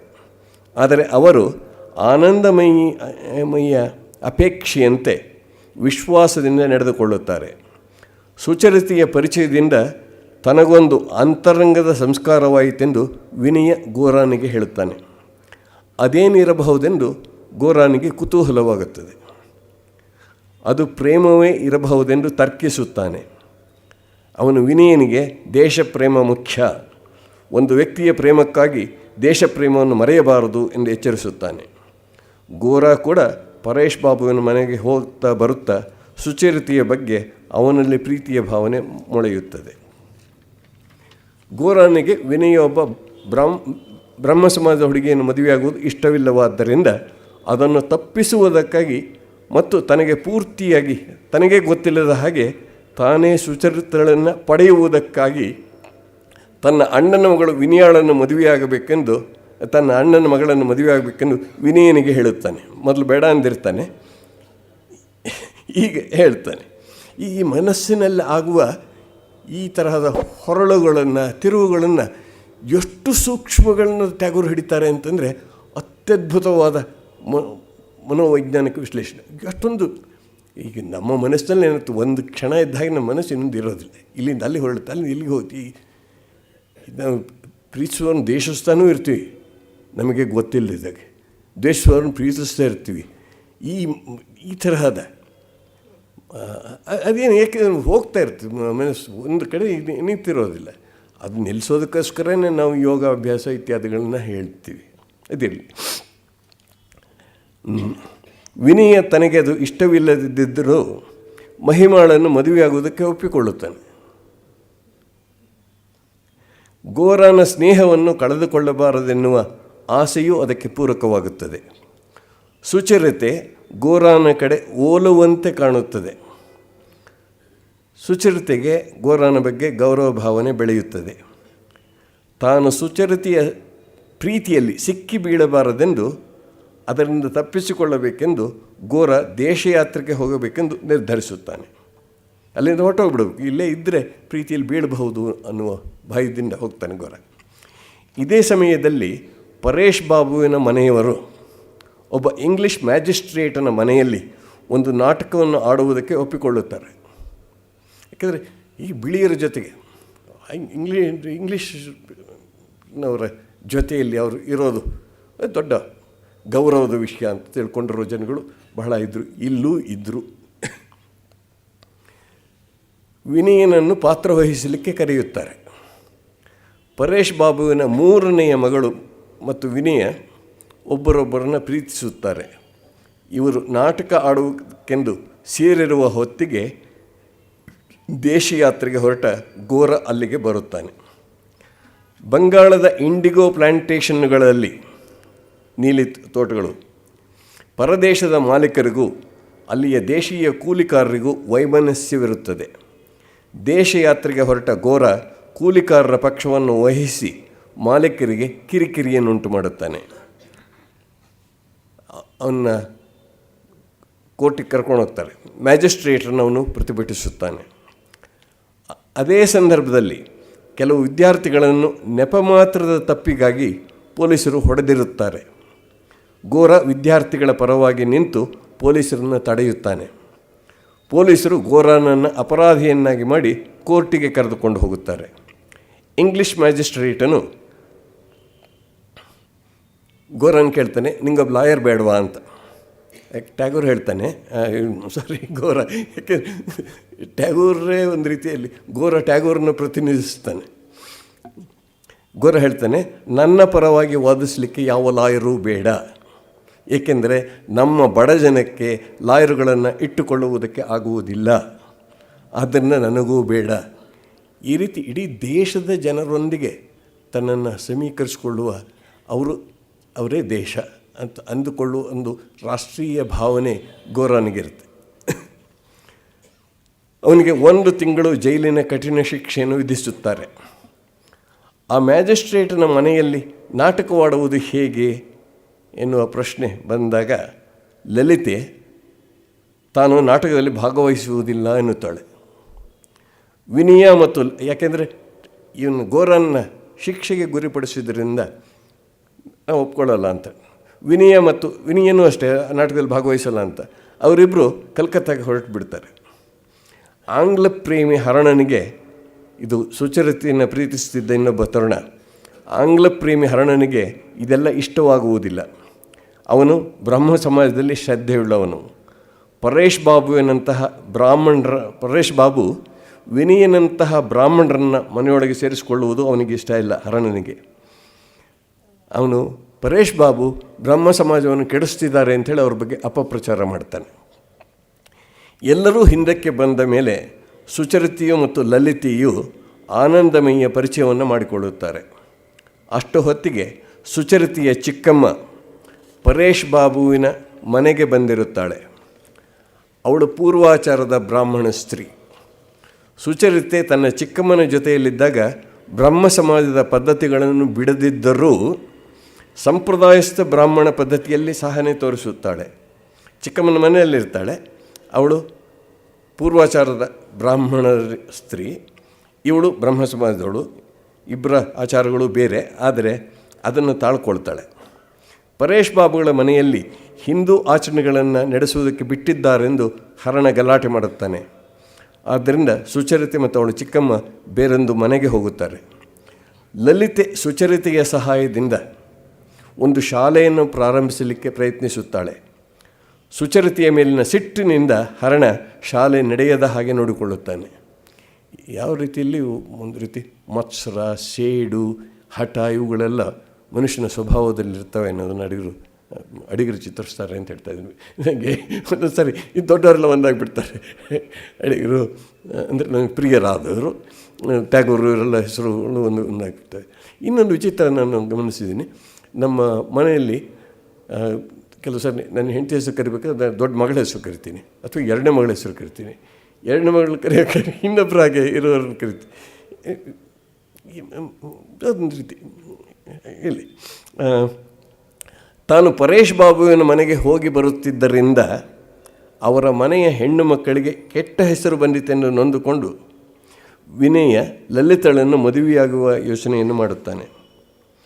ಅಲ್ಲಿ ಒಪ್ಪಿಗೆ ಕೊಟ್ಟಿರ್ತಾನೆ. ಗೋರನ ಅಣ್ಣನ ಮಗಳನ್ನು ಮದುವೆ ಆಗೋದಕ್ಕೆ ಒಪ್ಪಿಗೆ ಕೊಟ್ಟಿರ್ತಾನೆ.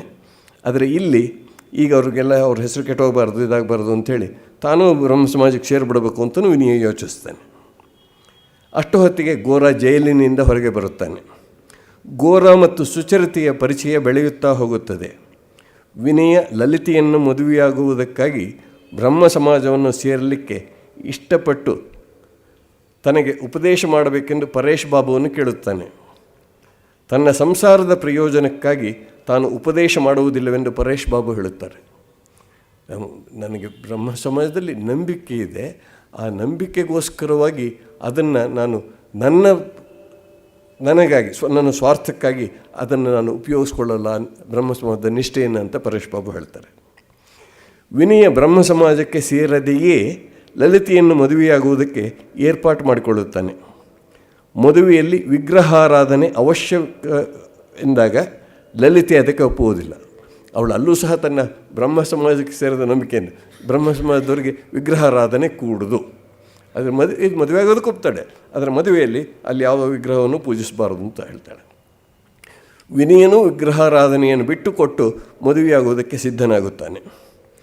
ಸುಚರಿತೆಯ ಚಿಕ್ಕಮ್ಮ ತನ್ನ ಸಂಬಂಧಿಕ ಕೈಲಾಸ ಎನ್ನುವವನನ್ನು ಕರೆಸಿ ಸುಚರಿತೆ ಅವನನ್ನು ಮದುವೆಯಾಗಬೇಕೆಂದು ಹೇಳುತ್ತಾಳೆ. ಸುಚರಿತೆ ಒಪ್ಪುವುದಿಲ್ಲ. ನೋಡಿ, ಒಂದು ಕಡೆ ಇತ್ಲಾಗೆ ಗೋರನ ಅವಳು ಇಷ್ಟಪಡ್ತೀಯಾಳೆ, ಇನ್ನೊಂದು ಕಡೆ ಅವರು ಮನೆಯವರು ಹರಣನ ಜೊತೆಗೆ ಮದುವೆ ಮಾಡಬೇಕು ಅಂತ ನಿಶ್ಚಯಿಸಿರ್ತಾರೆ. ಇಲ್ಲಿ ಇನ್ನೊಬ್ಬ ಕೈಲಾಸ ಅನ್ನೋನು ಬರ್ತಾನೆ, ಅವನನ್ನು ಇವಳು ಒಪ್ಕೊಳ್ಳೋದು. ಹೀಗೆ ಮನಸ್ಸು ಎತ್ತೆತ್ತಲೋ ಇಳಿಯೋದನ್ನು ಸಮಾಜ ಒಬ್ಬ ವ್ಯಕ್ತಿಯನ್ನು ತನ್ನಷ್ಟಕ್ಕೆ ತಾನು ಇರಲಿಕ್ಕೆ ಬಿಡದೆ ಇಳಿತಾ ಇರುವ ಈ ಸೆಳೆತಗಳನ್ನು ಸಹ ಟ್ಯಾಗೋರರು ಗಮನಿಸ್ತಾರೆ.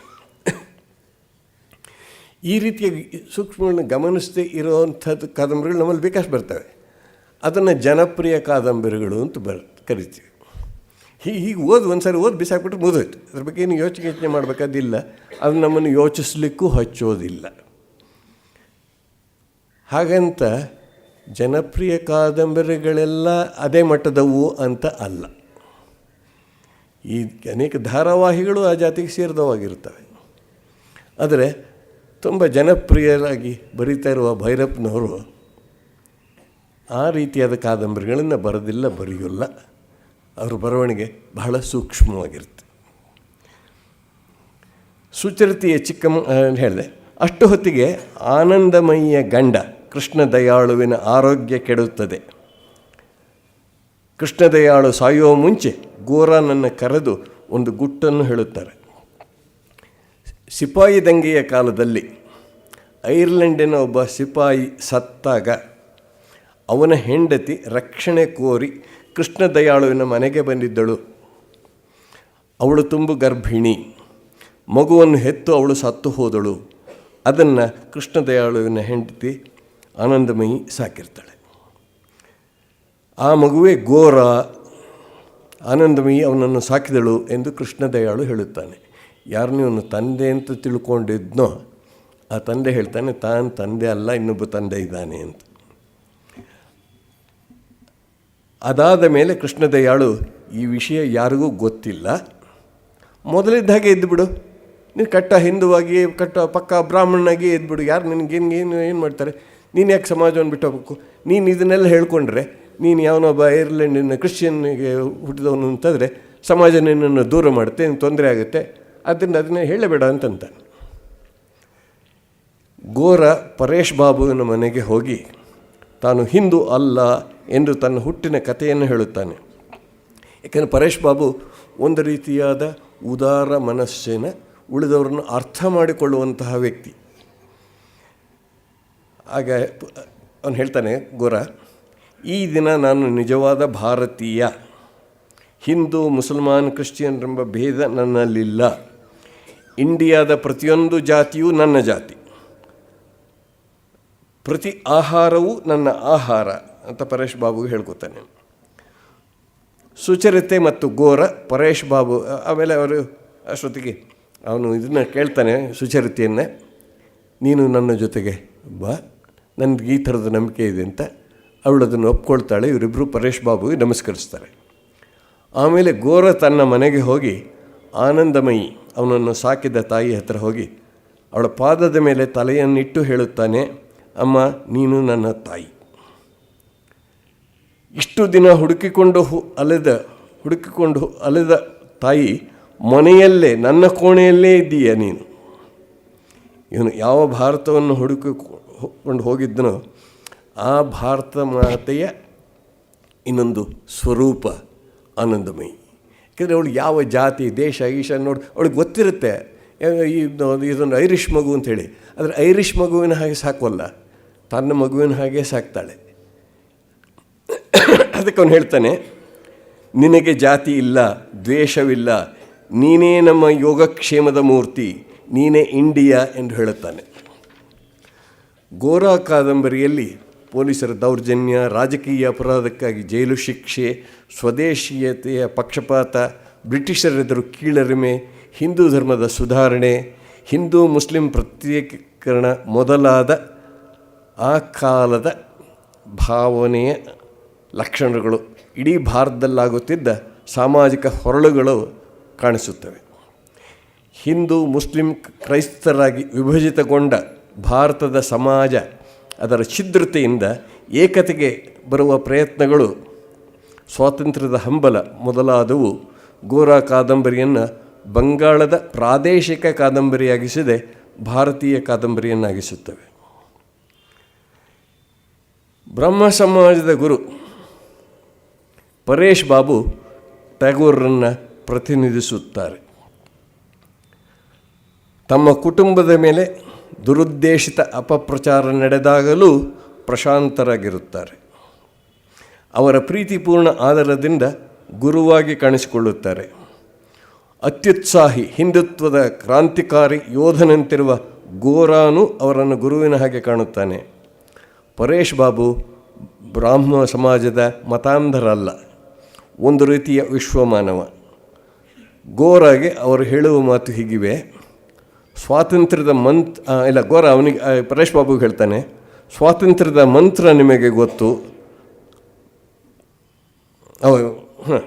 ಆದ್ದರಿಂದಲೇ ನಿಮಗೆ ಯಾವ ಸಮಾಜದಲ್ಲೂ ಸ್ಥಾನ ಇಲ್ಲ. ಪರೇಶ್ ಬಾಬುನು ಯಾವ ಸಮಾಜದಲ್ಲೂ ಒಪ್ಕೊಳ್ಳಲ್ಲ, ಬ್ರಹ್ಮ ಸಮಾಜದವರು ಒಪ್ಕೊಳ್ಳಲ್ಲ. ನನ್ನನ್ನು ಶಿಷ್ಯನನ್ನಾಗಿ ಸ್ವೀಕರಿಸಿ. ಹಿಂದೂ, ಮುಸಲ್ಮಾನ, ಕ್ರೈಸ್ತ, ಬ್ರಹ್ಮ ಸಮಾಜದವರು ದೇವರಾದವರನ್ನು ಸ್ತುತಿಸುವ ಮಂತ್ರವನ್ನು, ಅವರೆಲ್ಲರೂ ದೇವರು ಅನ್ನುವಂತಹ ಮಂತ್ರವನ್ನು ನನಗೆ ಉಪದೇಶ ಮಾಡಿ. ಯಾರ ಬಾಗಿಲು ಎಲ್ಲ ಜಾತಿಯವರಿಗೂ ತೆರೆದಿರುತ್ತದೋ, ಕೇವಲ ಹಿಂದೂಗಳಿಗೆ ಮಾತ್ರವಲ್ಲ, ಇಡೀ ಭಾರತಕ್ಕೆ ದೇವರಾದವರನ್ನು ಸ್ತುತಿಸುವ ಮಂತ್ರವನ್ನು ಉಪದೇಶ ಮಾಡಿ ಅಂತ ಕೇಳ್ತಾನೆ. ಗೋರ ಪಾಶ್ಚಾತ್ಯ ಆಧುನಿಕತೆಯ ವಿರೋಧಿಯಾದರೂ ಅವನು ಪ್ರಾಮಾಣಿಕ ದೇಶಪ್ರೇಮಿ.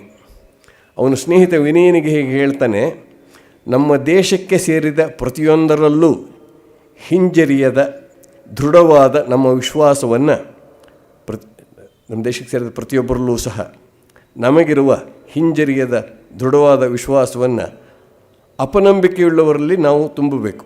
ನಮ್ಮ ಇರುವ ದೃಢ ವಿಶ್ವಾಸವನ್ನು, ಭಾರತದಲ್ಲಿ ನಮಗಿರುವ ದೃಢ ವಿಶ್ವಾಸವನ್ನು ಅಪನಂಬಿಕೆ ಇರುವವರಲ್ಲಿ ತುಂಬಬೇಕು. ನಮ್ಮಲ್ಲಿ ನಿರಂತರವಾಗಿ ಸಂಚಯವಾದ ಭಾರತದಲ್ಲಿ ಇರುವ ಅನಾರೋಗ್ಯಕರವಾದ ಆಚರಣೆಗಳು ನಮ್ಮ ಇಡೀ ದೇಶದ ಪರಿಸ್ಥಿತಿಯಲ್ಲಿ ಸೇರಿ ಹೋಗಿವೆ. ನಾವು ವೈಯಕ್ತಿಕವಾಗಿಯೂ ರಾಷ್ಟ್ರೀಯವಾಗಿಯೂ ಅವುಗಳನ್ನು ನಿಷ್ಠುರವಾಗಿ ಪರೀಕ್ಷಿಸಬೇಕು. ಮೊದಲು ಎಂಥದ ದುಷ್ಟ ಆಚರಣೆ ಆದರೂ ಸಹ ಇದು ನಮ್ಮ ಆಚರಣೆ ಆದರೆ ಅದನ್ನು ಒಪ್ಕೋಬೇಕು ಅಂತ ಹೇಳ್ತಾ ಇದ್ದ ಗೋರ ನಿಧಾನವಾಗಿ ನಾವು ಅವುಗಳನ್ನು ಪರೀಕ್ಷಿಸಬೇಕು ಅಂತ ಹೇಳುವ ಮಟ್ಟಕ್ಕೆ ಬರ್ತಾನೆ.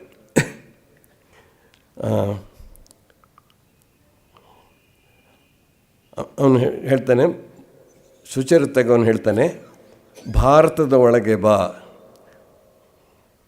ಭಾರತ ಮಾತೆಯಲ್ಲಿರುವ ಒಳ್ಳೆಯದನ್ನು ಮತ್ತು ಕೆಟ್ಟದ್ದನ್ನೂ ಒಪ್ಪಿಕೋ. ಯಾವುದಾದರೂ ಕುಂದುಗಳಿದ್ದರೆ ಒಳಗಿನಿಂದಲೇ ಸರಿಪಡಿಸು, ನಿನ್ನ ಕಣ್ಣುಗಳಿಂದಲೇ ನೋಡು, ಅದನ್ನು ಅರ್ಥ ಮಾಡಿಕೋ, ಅದರೊಂದಿಗೆ ತಾದಾತ್ಮ್ಯ ಪಡೆ ಅಂತ ಹೇಳ್ತಾನೆ. ಹೀಗೆ ಗೋರ ಭಾರತದ ದೌರ್ಬಲ್ಯಕ್ಕೂ ಮತ್ತು ಶಕ್ತಿಗೂ ಸಂಕೇತವಾಗುತ್ತಾನೆ. ಅವನ ಜನನಕ್ಕೆ ಸಂಬಂಧಿಸಿದ ಸತ್ಯ ಗೊತ್ತಾದಾಗ ದೇಶದಲ್ಲಿರುವ ಎಲ್ಲರನ್ನೂ ಒಪ್ಪಿಕೊಳ್ಳುವ ಭಾರತೀಯತೆಯ ದರ್ಶನ ಅವನಿಗಾಗುತ್ತದೆ. ವಸುಧೈವ ಕುಟುಂಬಕಂ ಎನ್ನುವ ಪ್ರಜ್ಞೆಯುಳ್ಳ ಭಾರತೀಯ ಅವನಾಗುತ್ತಾನೆ. ಗೋರಾದಲ್ಲಿ ಬ್ರಿಟಿಷರ ವಿರುದ್ಧ ಭಾರತೀಯರ ಹೋರಾಟದ ಹಿನ್ನೆಲೆಯಲ್ಲಿ ಇಡೀ ಹಿಂದೂ ಸಂಪ್ರದಾಯದ ಸುಧಾರಣೆಯ ಹಿನ್ನೆಲೆಯಲ್ಲಿ ಭಾರತೀಯರು ತಮ್ಮ ವಿಶಿಷ್ಟತೆಯನ್ನು ಕಂಡುಕೊಳ್ಳುವ ಹಿನ್ನೆಲೆಯಲ್ಲಿ ಭಾರತೀಯರೆಲ್ಲರೂ ಒಂದಾಗದಿದ್ದರೆ ನಾಶವಾಗುತ್ತಾರೆ ಎನ್ನುವ ತುರ್ತು ಭಾವನೆಯ ಹಿನ್ನೆಲೆಯಲ್ಲಿ ಒಂದಾಗಬೇಕಾದರೆ ಭಾರತದಲ್ಲಿ ಇರುವವರೆಲ್ಲರೂ ಅಂದರೆ ಹಿಂದೂ ಮುಸ್ಲಿಂ ಕ್ರಿಶ್ಚಿಯನ್ನರು ಭಾವನಾತ್ಮಕವಾಗಿ ಮೇಲು ಕೀಳುಗಳೆನ್ನುವ ಭಾವನೆ ಇಲ್ಲದೆ ಸಮಾನತೆಗಾಗಿ ಒಂದಾಗುವ ಅವಶ್ಯಕತೆಯ ಅಗತ್ಯದ ಹಿನ್ನೆಲೆಯಲ್ಲಿ ಗೋರಾ ಕಾದಂಬರಿಯಲ್ಲಿ ಸಂಪ್ರದಾಯ ಮತ್ತು ಆಧುನಿಕತೆಯ ಸಮಸ್ಯೆಗೆ ಪರಿಹಾರವನ್ನು ಹುಡುಕುವ ಕ್ರಿಯಾತ್ಮಕ ಶೋಧವಿದೆ. ಈ ಶೋಧ ಕೇಂದ್ರ ಪಾತ್ರವಾದ ಗೋರಾನ ಜೀವನ ಕಥೆಯ ಮೂಲಕವೇ ನಡೆಯುತ್ತದೆ. ಕಾದಂಬರಿಯ ಕೊನೆಯವರೆಗೂ ಅವನೊಬ್ಬ ಎತ್ತರವಾದ ಆಕರ್ಷಕವಾದ ಬಿಳಿಯ ಕಟ್ಟ ಹಿಂದೂ, ಬ್ರಿಟಿಷರ ದಬ್ಬಾಳಿಕೆಯನ್ನು ಸಹಿಸಿದವನು, ಬ್ರಿಟಿಷರಿಗೆ ತಲೆಬಾಗದವನು ಎನ್ನುವುದು ಸ್ಪಷ್ಟವಾಗುತ್ತದೆ ಕಡೆಯವರೆಗೂ. ಆದರೆ ಕಾದಂಬರಿಯ ಕೊನೆಯಲ್ಲಿ ಅವನನ್ನು ಸಾಕಿದ ಕೃಷ್ಣದಯಾಳು ಅವನು ಹಿಂದೂವೇ ಅಲ್ಲ, ಭಾರತೀಯನೇ ಅಲ್ಲ. 1857 ಪ್ರಥಮ ಹೋರಾಟದಲ್ಲಿ ಸತ್ತ ಒಬ್ಬ ಐರ್ಲೆಂಡಿನ ಸೈನಿಕನ ಮಗ ಎನ್ನುವ ಅವನ ಜನ್ಮ ರಹಸ್ಯ ಗೊತ್ತಾದಾಗ ಗೋರ ತನ್ನ ಭಾರತೀಯತೆಯನ್ನು ಅರ್ಥ ಮಾಡಿಕೊಳ್ಳುತ್ತಾನೆ. ಹುಟ್ಟಿನಿಂದಲೇ ಒಬ್ಬನ ವ್ಯಕ್ತಿ ವಿಶಿಷ್ಟತೆ ನಿರ್ಧಾರವಾಗುವುದಿಲ್ಲ. ಗೋರಾನ ಭಾರತೀಯತೆ ಅವನು ಇಲ್ಲಿನ ಹಿಂದೂ ಸಂಪ್ರದಾಯದಲ್ಲಿ ಬೆಳೆದು ಭಾರತ ಮಾತೆಯನ್ನು ತನ್ನ ಅನುಭವದ ಮೂಲಕ ಕಂಡುಕೊಳ್ಳುವುದರಲ್ಲಿದೆ ಎನ್ನುವುದನ್ನು ಹೇಳುವ ಮೂಲಕ ಟ್ಯಾಗೋರರ ರಾಷ್ಟ್ರೀಯತೆ ಮತ್ತು ವಿಶ್ವಮಾನವತಾವಾದ ಪ್ರಕಟವಾಗುತ್ತದೆ. ಈ ಕಾದಂಬರಿಯ ಮೂಲಭೂತ ಪ್ರಶ್ನೆ ಒಬ್ಬ ಮನುಷ್ಯನ ಹುಟ್ಟಿನ ಸುತ್ತಲೂ ತಿರುಗುತ್ತದೆ. ಹಾಗೆಯೇ ವಂಶವೃಕ್ಷದಲ್ಲಿ ಶ್ರೀನಿವಾಸ ಶ್ರೋತ್ರಿಯ ವಂಶದಲ್ಲಿ ಹುಟ್ಟಿದವರೇ ಅಲ್ಲ,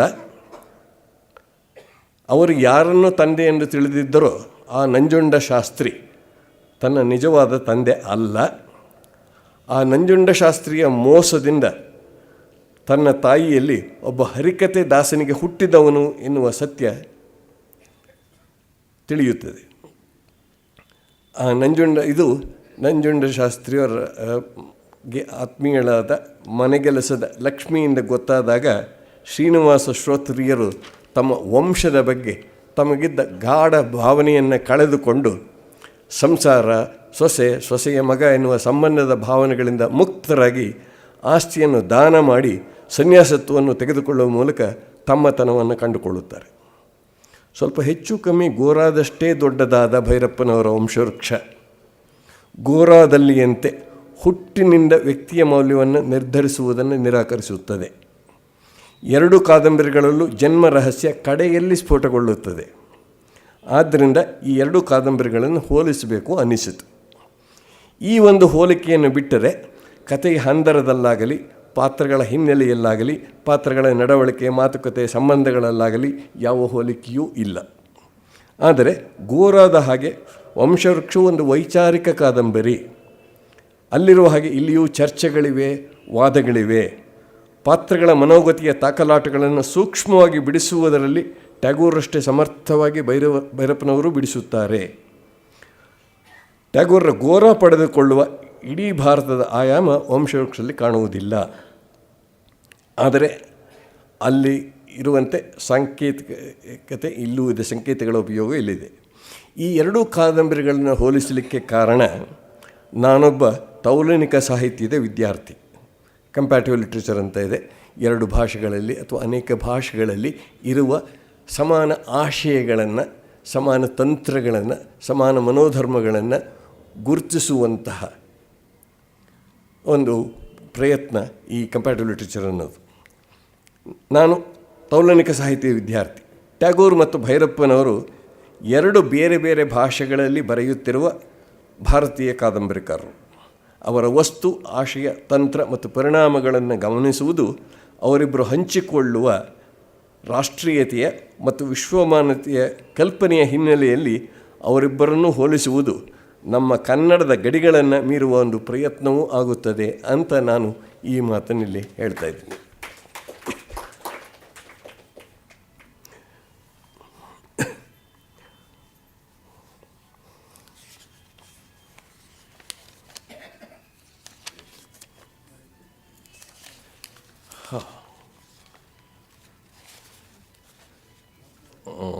ಇನ್ನೊಂದು 15 ನಿಮಿಷದಲ್ಲಿ ಇನ್ನೊಂದು ಕಾದಂಬರಿಯನ್ನು ಪ್ರಸ್ತಾಪ ಮಾಡಿ ನಾನು ಭಾಷಣವನ್ನು 8 ಗಂಟೆ ಒಳಗೆ ಮುಗಿಸ್ತೀನಿ. ನಾನೀಗ ಟ್ಯಾಗೋರರು ರಚಿಸಿದ ಮನೆ ಜಗತ್ತು ಎನ್ನುವ ಕಾದಂಬರಿಯನ್ನು ಕುರಿತು ಮಾತನಾಡುತ್ತೇನೆ.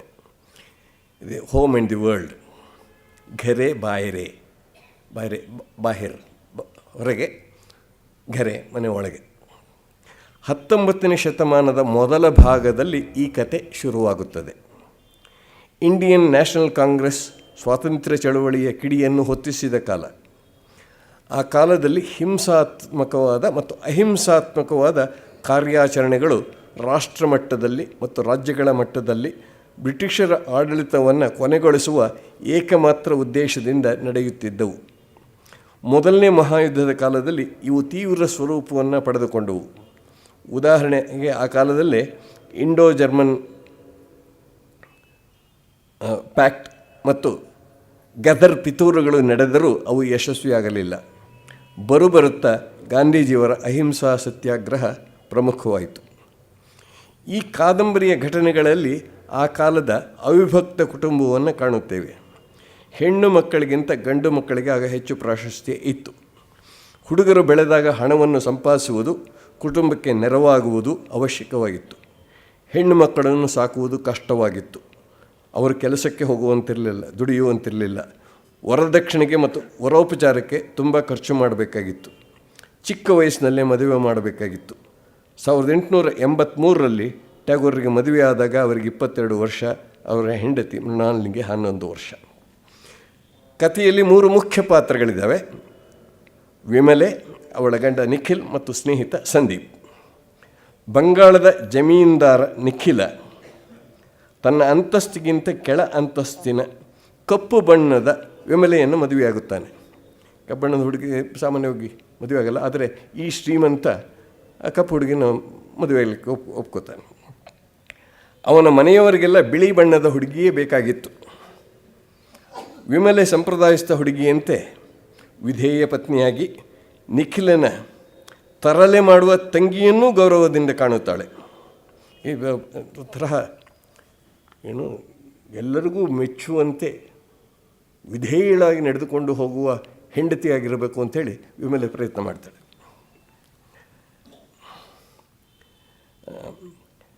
ಬೆಳಗ್ಗೆ ಎದ್ದ ಕೂಡಲೇ ಗಂಡನನ್ನು ಎಚ್ಚರಿಸದೆ ಅವನ ಪಾದಧೂಳಿಯನ್ನು ತೆಗೆದುಕೊಂಡು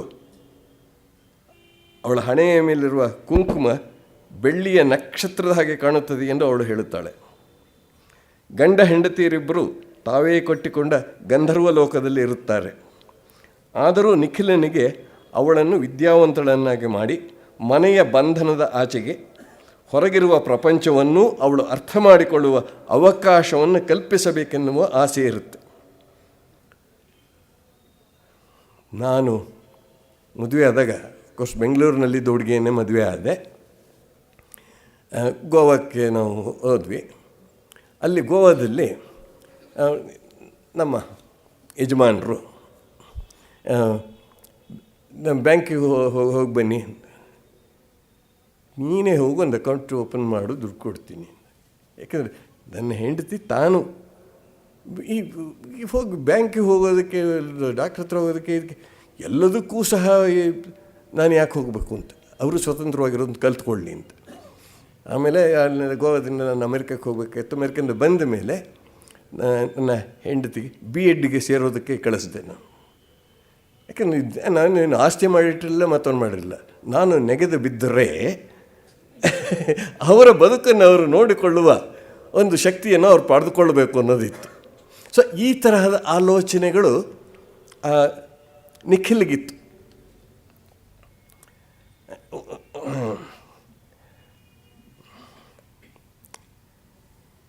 ನಿಖಿಲನಿಗೆ ಪಾಶ್ಚಾತ್ಯ ವಸ್ತುಗಳು ಮತ್ತು ಉಡುಪುಗಳೆಂದರೆ ಪ್ರಾಣ. ವಿಮಲೆಗಾಗಿ ಪಾಶ್ಚಾತ್ಯ ಉಡುಪು ಮತ್ತು ವಸ್ತುಗಳನ್ನು ತಂದು ತುಂಬುತ್ತಾನೆ. ಅವನು ತಂದ ಬಟ್ಟೆಗಳು ಮತ್ತು ಅಲಂಕಾರಗಳು ಅವಳಿಗೆ ಇಷ್ಟವಾದರೂ ಅವಳು ಮನೆಯ ಆವರಣದಿಂದ ಹೊರಗೆ ಹೋಗುವುದೇ ಇಲ್ಲ. ಅವನು ವಿಮಲೆ ಇಂಗ್ಲೀಷ್ ಕಲಿಯುವುದಕ್ಕೆ ಒಬ್ಬಳು ಇಂಗ್ಲೀಷ್ ಸ್ತ್ರೀಯನ್ನೂ ನೇಮಿಸುತ್ತಾನೆ. ಅಷ್ಟು ಹೊತ್ತಿಗೆ ಬಂಗಾಳದಲ್ಲಿ ಸ್ವದೇಶಿವಾದ ಹರಡುತ್ತದೆ. ಅವಳಿಗೆ ಹೊರ ಜಗತ್ತಿನ ವಾಸ್ತವವನ್ನು ಪರಿಚಯ ಮಾಡಿಸಬೇಕೆಂದು ಒಂದು ದಿನ ಈ ಶ್ರೀಮಂತ ನಿಖಿಲ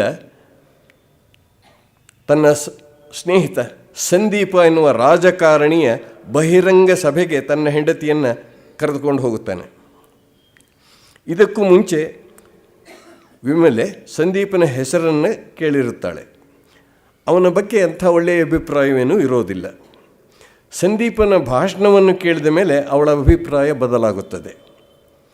ಮನೆಯ ಬಗ್ಗೆ ಮತ್ತು ಹೊರ ಜಗತ್ತಿನ ಬಗ್ಗೆ ಅವಳ ಅಭಿಪ್ರಾಯವೂ ಬದಲಾಗುತ್ತದೆ. ಅವಳು ನಾನು ರಾಜರ ಮನೆಯ ಸಭ್ಯ ಮಹಿಳೆ ಎಂದು ನನಗೆ ಅನ್ನಿಸಲಿಲ್ಲ ಅಂತ ಹೇಳ್ತಾಳೆ.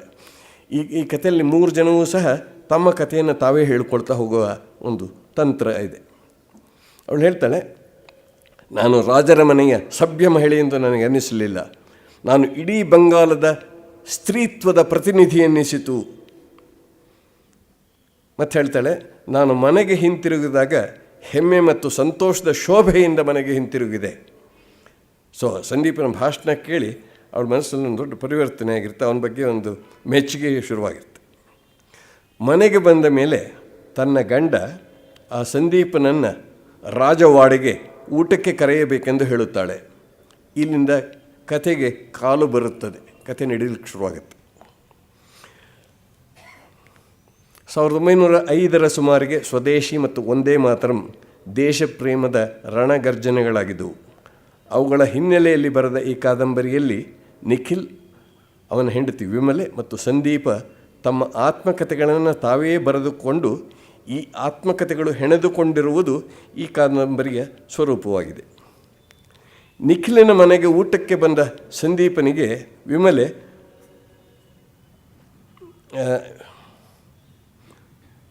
ಹೇಳ್ತಾಳೆ, ನೀವು ಈ ಮನೆಯಲ್ಲೇ ಇದ್ಬಿಡು, ನಿನ್ನ ಕಾರ್ಯಾಚರಣೆಗಳನ್ನೆಲ್ಲ ಇಲ್ಲಿಂದನೇ ನಡೆಸ್ಬೋದಲ್ಲ ಅಂತ ಹೇಳ್ತಾಳೆ. ಇಷ್ಟು ಹೊತ್ತಿಗೆ ವಿಮಲೆಯ ಸಾಮೀಪ್ಯವನ್ನು ಬಯಸಲಿಕ್ಕೆ ಶುರು ಮಾಡಿದ ಸಂದೀಪ ನಿಖಿಲ್ನ ಮನೆಯಲ್ಲೇ ಉಳಿಯುತ್ತಾನೆ.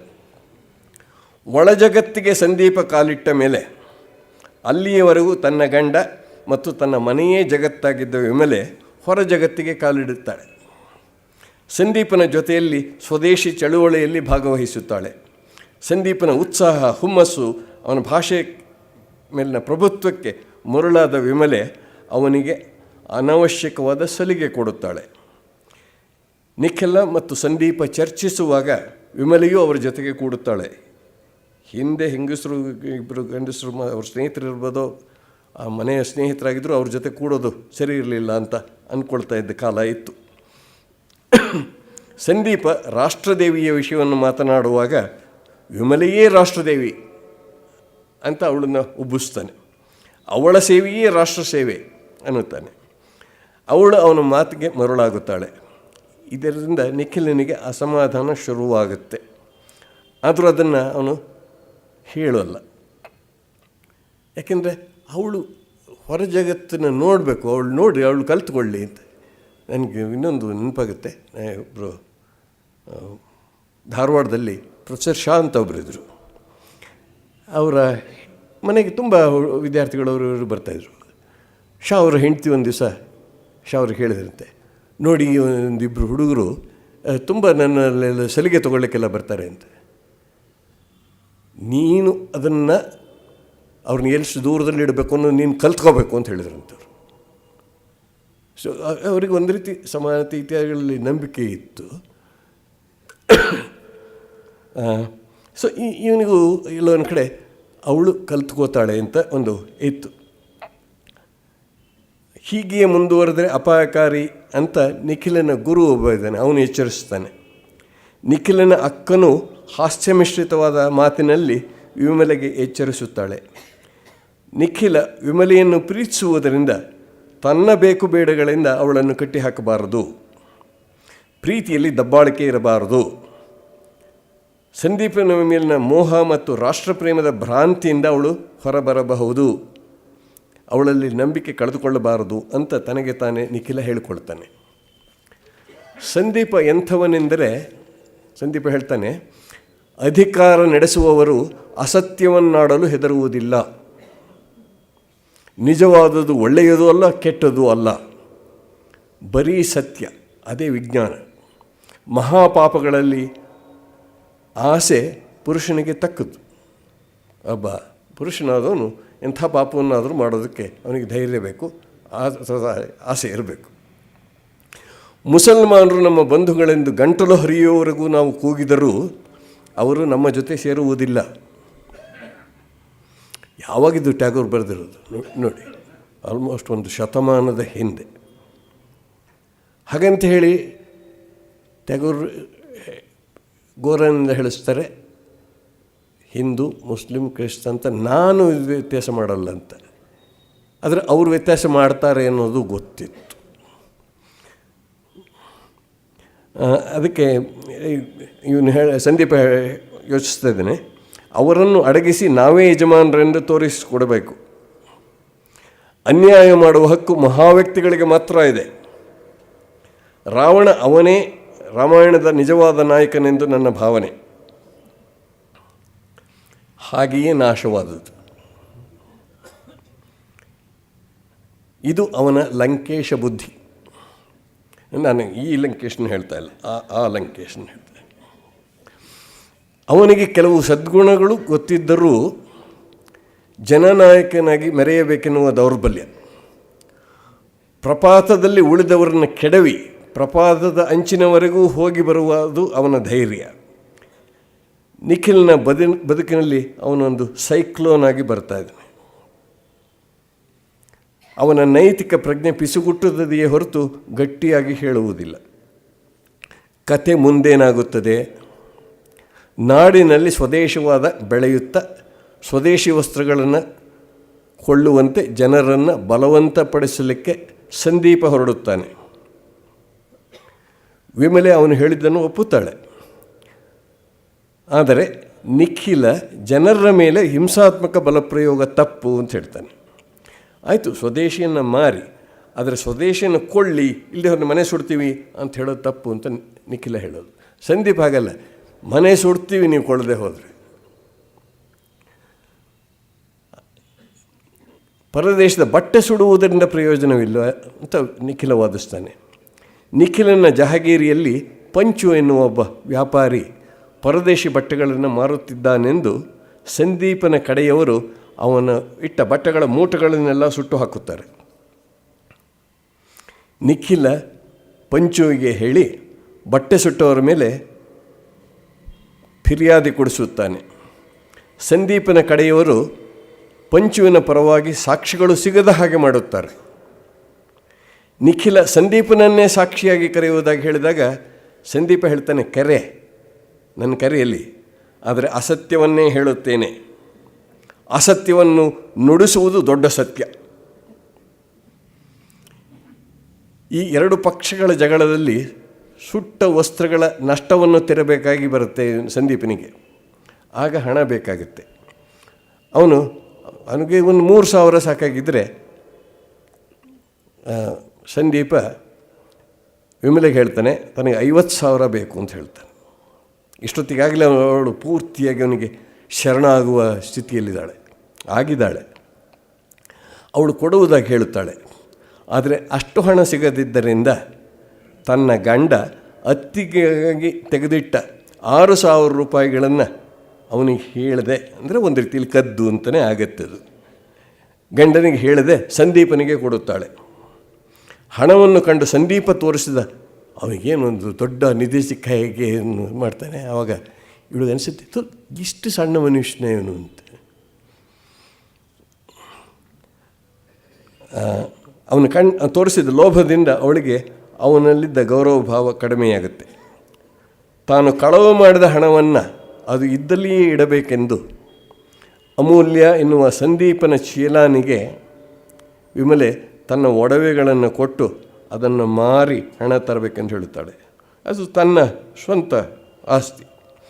ಅವನು ಆ ಒಡವೆಗಳನ್ನು ಮಾರುವುದಿಲ್ಲ. ಅದರ ಬದಲು ಅವನು ಜಹಗೀರಿಯ ಒಂದು ಖಜಾನೆಗೆ ಹೋಗಿ ನಕಲಿ ಪಿಸ್ತೂಲಿನಿಂದ ಅಲ್ಲಿನ ಸೇವಕರನ್ನು ಹೆದರಿಸಿ 6,000 ರೂಪಾಯಿ ಕದ್ದು ತರ್ತಾನೆ ಆ ಹುಡುಗ.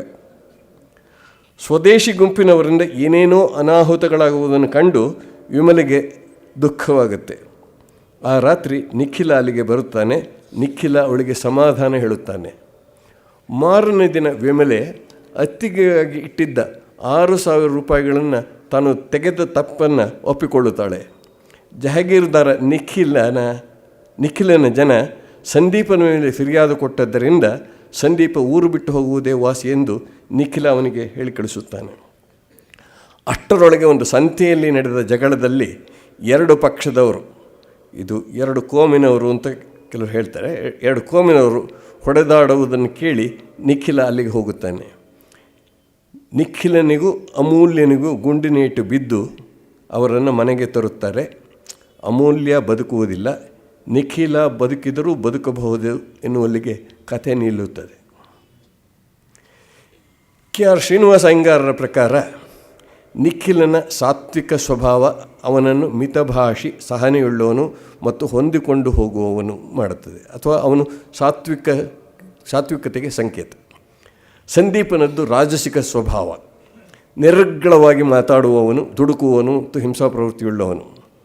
ಪ್ರಾರಂಭದಲ್ಲಿ ತಾಮಸಿಕಳಾದ ವಿಮಲೆ ಪರಿಶ್ರಮದಿಂದ, ಯಾತನೆಯಿಂದ, ಪ್ರಯೋಗಗಳಿಂದ ನೋವನ್ನು ಅನುಭವಿಸಿ ಆಪತ್ತನ್ನು ಕಂಡು ತನ್ನ ಕಠಿಣ ಅನುಭವಗಳಿಂದ ಶುದ್ಧ ಚಿನ್ನವನ್ನು ಮತ್ತು ಗಿಲೀಟು ಚಿನ್ನವನ್ನು ಗುರುತಿಸುವ ಮುಂಚೆ ರಾಜಸಿಕ ಸಂದೀಪನಿಗಿಂತ ಸಾತ್ವಿಕ ನಿಖಿಲ ವಿಷಮ ಸ್ಥಿತಿಯನ್ನು ಎದುರಿಸುವ ಧೈರ್ಯವುಳ್ಳವನೆಂದು, ಸಂದೀಪ ಮಹಾಕಷ್ಟಂಪರೆ ಬಂದಾಗ ಓಡಿ ಹೋಗುತ್ತಾನೆ ಎನ್ನುವುದನ್ನು ಕಾಣುತ್ತಾಳೆ. ನಿಖಿಲನ ಗುರು ಸಾಂಪ್ರದಾಯಿಕ ವಿವೇಕದ ಸಂಕೇತವಾದರೆ, ನಿಖಿಲನ ಅಕ್ಕ ಬಡಾರಾಣಿ ಸಾಂಪ್ರದಾಯಿಕ ಮೊಂಡುತನಕ್ಕೆ, ಅಮೂಲ್ಯ ಯೌವನದ ಆದರ್ಶ ಉರಿಯುವ ದ್ವಂದ್ವಿಯಾಗಿ ಕಾಣುತ್ತಾನೆ. ಆಮೇಲೆ ಅಮೂಲ್ಯ ಬೆಂಕಿಯಿಂದ ಆಕರ್ಷಣದ ಪತಂಗದ ಹಾಗೆ ಸಾವಿಗೀಡಾಗುತ್ತಾನೆ. ಮನೆ ಶಾಂತಿಗೆ, ಸುಭದ್ರತೆಗೆ, ನಿಖಿಲನ ಪ್ರೀತಿಗೆ ಮತ್ತು ರಕ್ಷಣೆಗೆ ಸಂಕೇತವಾದರೆ, ಹೊರ ಜಗತ್ತು ಸಂದೀಪನಿಂದ ಸಿಗುವ ಭಾವೋದ್ವೇಗಕ್ಕೆ, ಸಾಹಸಮಯತೆಗೆ ಸಂಕೇತವಾಗುತ್ತದೆ. ಸಂದೀಪನ ಕರೆ ಮೋಹನ ಮುರಳಿಯ ಹಾಗೆ ಅಲ್ಲ, ಮಕ್ಕಳಿಗೆ ಕಿಂದರ ಜೋಗಿಯ ಕರೆಯ ಹಾಗೆ, ಸೀತೆಗೆ ರಾವಣ ಸನ್ಯಾಸಿಯ ಕರೆಯ ಹಾಗೆ, ಅಹಲ್ಯೆಗೆ ಇಂದ್ರನ ಕರೆಯ ಹಾಗೆ ಬರುತ್ತದೆ. ನಿಖಿಲನಿಗೆ ಹೇಗಾದರೂ ಗುರಿಯನ್ನು ಮುಟ್ಟುವುದು ಮುಖ್ಯ ಅಲ್ಲ, ಗುರಿಯನ್ನು ಮುಟ್ಟುವುದಕ್ಕೆ ಹಿಡಿಯಬೇಕಾದ ದಾರಿಯೂ ಮುಖ್ಯ. ಪಾಶ್ಚಾತ್ಯ ಮನೋಭಾವದ ಸಂದೀಪನಿಗೆ ಗುರಿಯನ್ನು ಮುಟ್ಟುವುದಕ್ಕೆ ಯಾವ ಮಾರ್ಗವಾದರೂ ಸರಿ, ದುರ್ಮಾರ್ಗವಾದರೂ ಸರಿಯೇ. ಕಳೆದ ಶತಮಾನದ ಪೂರ್ವದಲ್ಲಿ ಒಂದು ಕಡೆ ಸಂಯಮ ಮತ್ತು ಮಾನವೀಯತೆ, ಇನ್ನೊಂದು ಕಡೆ ಅತಿರೇಕ ಮತ್ತು ಭಯೋತ್ಪಾದನೆಯನ್ನು ಆರಿಸಿಕೊಂಡ ಗುಂಪುಗಳಿದ್ದವು. ಈ ಗುಂಪುಗಳ ಕಾರ್ಯಾಚರಣೆಯನ್ನು ಗೆರೆಬಾಯಿರಿ ಕಾದಂಬರಿ ಸಂಕೇತವಾಗಿ ಚಿತ್ರಿಸುತ್ತದೆ. ಒಂದು ರೀತಿಯಲ್ಲಿ ಇದು ವಿಮಲೆಯ ಕಥೆ. ಇನ್ನು 3 ನಿಮಿಷ. ಒಂದು ರೀತಿಯಲ್ಲಿ ಇದು ವಿಮಲೆಯ ಕಥೆ. ಅವಳಿಗೆ ಮದುವೆಯಾದ ಹೊಸತರಲ್ಲಿ ಹೊರಗಿನ ಪ್ರಪಂಚವೇ ಗೊತ್ತಿರಲಿಲ್ಲ. ಅವಳು ವಿದ್ಯಾವಂತಳು ಆಗಿರಲಿಲ್ಲ. ಅವಳನ್ನು ವಿದ್ಯಾವಂತಳನ್ನಾಗಿ ಮಾಡಿ ಹೊರ ಜಗತ್ತಿನ ಪರಿಚಯ ಮಾಡಿಸಿ ಅವಳು ಸಮಾಜದಲ್ಲಿ ಎಲ್ಲರ ಜೊತೆ ಸಮಾನತೆಯಿಂದ ನಡೆದುಕೊಳ್ಳುವ ಹಾಗೆ ಮಾಡಬೇಕೆಂದು ಅವಳ ಗಂಡ ನಿಖಿಲ ಯೋಚಿಸುತ್ತಾನೆ. ಸ್ತ್ರೀ ಶಿಕ್ಷಣ, ಸ್ತ್ರೀಯರ ಸಮಾನತೆ, ಸ್ತ್ರೀಯಲ್ಲಿ ಆತ್ಮಾಭಿಮಾನ ಮೂಡಿಸುವ, ಅವರು ಮುಕ್ತವಾಗಿ ಸಮಾಜದಲ್ಲಿ ಭಾಗವಹಿಸಬೇಕೆನ್ನುವ ನಿಖಿಲನ ಆಲೋಚನೆ ಟ್ಯಾಗೋರರ ಆಲೋಚನೆಗಳಿಗೆ ಹತ್ತಿರವಾಗಿದೆ.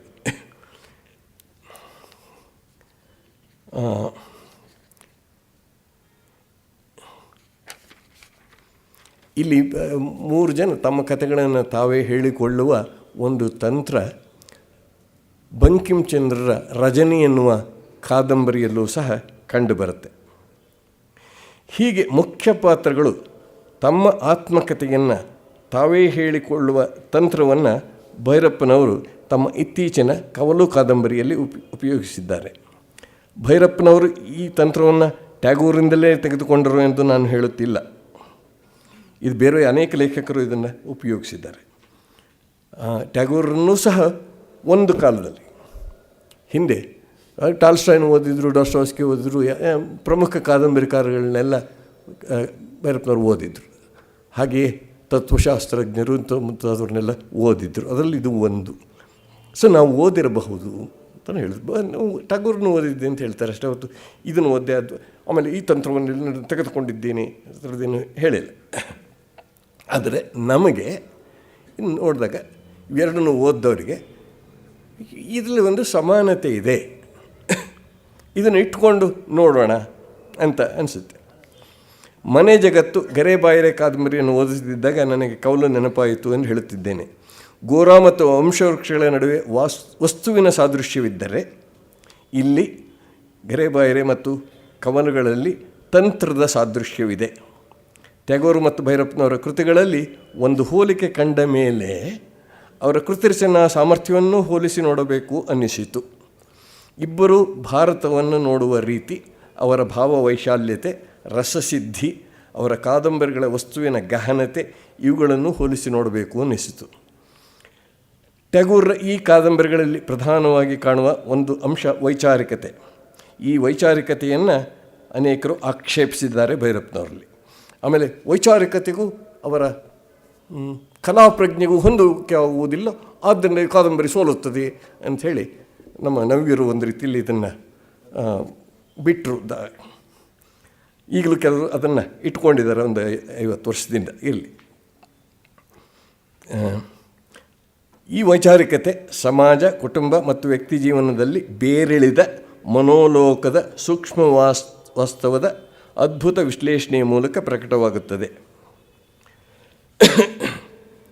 ನಾನು ಹಿಂದೆ ಹೇಳಿದ ಹಾಗೆ ಈ ಎರಡೂ ಕಾದಂಬರಿಗಳನ್ನು ಹೋಲಿಸುವ ಉದ್ದೇಶ ಕನ್ನಡದ ವಿಮರ್ಶೆ, ಕನ್ನಡದ ಗಡಿಯನ್ನು ದಾಟಬೇಕು ಎನ್ನುವುದು, ಕನ್ನಡದಾಚೆಗಿನ ಭಾರತೀಯ ಭಾಷೆಗಳ ಸಾಹಿತ್ಯವನ್ನು ಪರಿಚಯ ಮಾಡಿಕೊಳ್ಳುವ, ಅವುಗಳ ಭಾರತೀಯತೆಯನ್ನು ಕಂಡುಕೊಳ್ಳುವ ಕೆಲಸವೂ ಆಗಬೇಕು.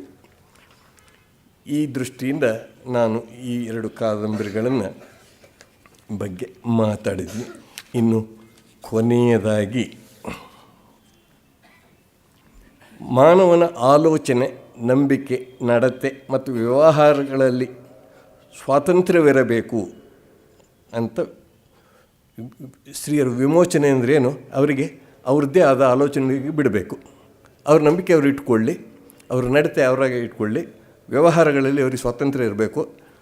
ಸಾಮಾಜಿಕ, ರಾಜಕೀಯ ಮತ್ತು ಆರ್ಥಿಕ ದಬ್ಬಾಳಿಕೆಗಳಿಂದ ವಿಮೋಚನೆ ಬೇಕೆನ್ನುವ ಟ್ಯಾಗೋರ್ರ ಮೌಲ್ಯಗಳು ಅವರ ಸ್ತ್ರೀ ಪಾತ್ರಗಳಲ್ಲಿ ಸ್ಪಷ್ಟವಾಗಿ ಅಭಿವ್ಯಕ್ತವಾಗುತ್ತವೆ. ಹಿಂದೂ ಸಮಾಜದ, ಅದರಲ್ಲೂ ಮೇಲ್ಜಾತಿಗಳ ಸ್ತ್ರೀಯರು ಸಾಮಾಜಿಕ, ಧಾರ್ಮಿಕ, ನೀತಿಶಾಸ್ತ್ರದ ಬಂಧನಕ್ಕೊಳಗಾಗಿ ನರಳುವುದು ರಾಷ್ಟ್ರೀಯ ಪುನರುಜ್ಜೀವನ ಕಾಲದ ರಾಮ್ ಮೋಹನ್ ರಾಯ್, ಡಿರೋಜಿಯಾ ಗುಂಪಿನ ವಿಚಾರವಾದಿಗಳು, ಈಶ್ವರಚಂದ್ರ ವಿದ್ಯಾಸಾಗರ, ಕೇಶವಚಂದ್ರ ಸೇನ್ ಅವರನ್ನು ಕಾಡಿತ್ತು. ಟ್ಯಾಗೋರ್ ಅವರ ವಿಚಾರಗಳನ್ನು ತಮ್ಮದಾಗಿ ಮಾಡಿಕೊಂಡಿದ್ದರು. ಅದಕ್ಕಿಂತಲೂ ಹೆಚ್ಚಾಗಿ ಅವರ ಇಬ್ಬರು ಅಣ್ಣಂದಿರಾದ ಸತ್ಯೇಂದ್ರನಾಥ ಮತ್ತು ಜ್ಯೋತಿರಿಂದ್ರನಾಥ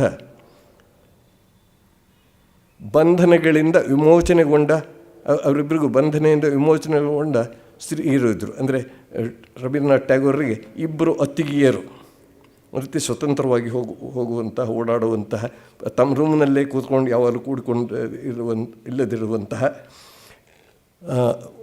ಸ್ವತಂತ್ರ ವ್ಯಕ್ತಿಗಳಾಗಿ ಓಡಾಡ್ತಾ ಇದ್ದಿದ್ದನ್ನು ಟ್ಯಾಗೋರ್ ಕಂಡಿದ್ದರು. ಅದರ ಪ್ರಭಾವ ಇವ್ರ ಮೇಲೆ ಆಗಿರಬಹುದು ಅಂತ ಪ್ರೊಫೆಸರ್ ಶಿವನಾರಾಯಣ್ ರೇ ಅಂತ ಒಬ್ಬ ದೊಡ್ಡ ವಿಮರ್ಶಕರು ಒಂದು 30 ವರ್ಷದ ಹಿಂದೆ ನಾನು ಬಾಂಬೆಯಲ್ಲಿದ್ದಾಗ, ನಾನು ಲೆಕ್ಚರರ್ ಆಗಿದ್ದಾಗ ನನಗೆ ಹೆಡ್ ಆಫ್ ದಿ ಡಿಪಾರ್ಟ್ಮೆಂಟ್ ಆಗಿದ್ದವರು, ಅವರ ಒಂದು ರೀತಿಯಲ್ಲಿ ನನ್ನ ಅಣ್ಣನ ಹಾಗೆ ಇದ್ದವರು, ನನ್ನ ತಮ್ಮನ ಹಾಗೆ ಪ್ರೀತಿಯಿಂದ ನಡೆಸ್ಕೊಂಡವರು. ಅವರು ಹೇಳಿದ ಮಾತುಗಳನ್ನ ಇಲ್ಲಿ ಹೇಳ್ತಾ ಇದ್ದೀನಿ. ಸೊ ಒಬ್ಬ ಅತಿಗೆ ಕಾದಂಬರಿ ದೇವಿ ರವೀಂದ್ರನಾಥ್ ಟ್ಯಾಗೋರ್ಗೆ ಆಟಪಾಠಗಳಲ್ಲಿ ಜೊತೆಯಾಗಿದ್ದ ಸ್ನೇಹಿತೆ. 1902ರಲ್ಲಿ ಟ್ಯಾಗೋರ್ರ ತಾಯಿ ಸತ್ತಾಗ ಆಕೆ ಪರ್ಯಾಯ ತಾಯಿಯ ಹಾಗೆ ಇವ್ರನ್ನ ನೋಡಿಕೊಂಡವಳು.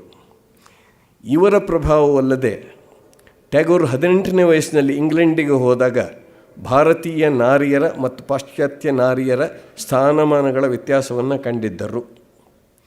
ಅವರ ಪ್ರಾರಂಭಿಕ ಬರವಣಿಗೆಯಲ್ಲೇ ಟ್ಯಾಗೋರರು ಭಾರತೀಯ ಪುರುಷರು ಅಮಾನವೀಯ ನಡವಳಿಕೆಯಲ್ಲಿ ಇದ್ದಾರೆ ಎಂದು ಬರೆದಿದ್ದರು. 1892ರಲ್ಲಿ ಟ್ಯಾಗೋರ್ ಬರೆದ ತ್ಯಾಗ್ ಎನ್ನುವ ಕಥೆಯಲ್ಲಿ ತನ್ನ ಮಗನ ಹೆಂಡತಿ ಮದುವೆಗೂ ಮುಂಚೆ ಬಾಲವಿಧವೆಯಾಗಿದ್ದಳೆಂದು ತಿಳಿದಾಗ ಮತ್ತು ಕೆಳಜಾತಿಯವಳೆಂದು ತಿಳಿದಾಗ ಒಬ್ಬ ತಂದೆ ಸೊಸೆಯನ್ನು ಮನೆಯಿಂದ ಓಡಿಸಬೇಕೆಂದು ಮಗನಿಗೆ ಹೇಳುತ್ತಾನೆ. ಮಗ ಒಪ್ಪದಿದ್ದಾಗ ಅವನನ್ನೇ ಮನೆಯಿಂದ ಓಡಿಸುತ್ತಾನೆ. ಸಮಾಜದಲ್ಲಿ ಸಮಾನ ಸ್ಥಾನಕ್ಕಾಗಿ ಹೋರಾಡುವ ಚಿತ್ರಣಗಳು ಟ್ಯಾಗೋರರ ಕಥೆ ಕಾದಂಬರಿಗಳಲ್ಲಿ, ನಾಟಕದಲ್ಲೂ ಸಿಗುತ್ತವೆ.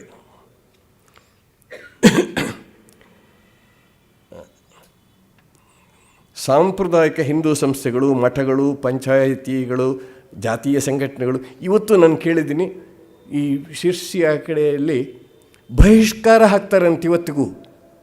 ಏನು ಒಳಪಂಗಡದಲ್ಲಿ ಮದುವೆ ಆದರೆ, ನನ್ನ ಸ್ನೇಹಿತರೊಬ್ಬರು ಇಲ್ಲಿರೋರು ಹೇಳಿದರು, ಅವ್ರ ತಮ್ಮನಿಗಿನ್ನೂ ಮದುವೆ ಆಗಿಲ್ಲ. ಆವಾಗ ಹೇಳಿದರು, ಈ ನಮ್ಮ ಒಳಪಂಗಡದಲ್ಲಿ ತರೋ ಹಾಗಿಲ್ಲ, ಬಹಿಷ್ಕಾರ ಹಾಕಿಬಿಡ್ತಾರೆ, ಊರಲ್ಲಿರೋದೇ ಕಷ್ಟವಾಗುತ್ತೆ ಅಂತ. ಇಲ್ಲಿ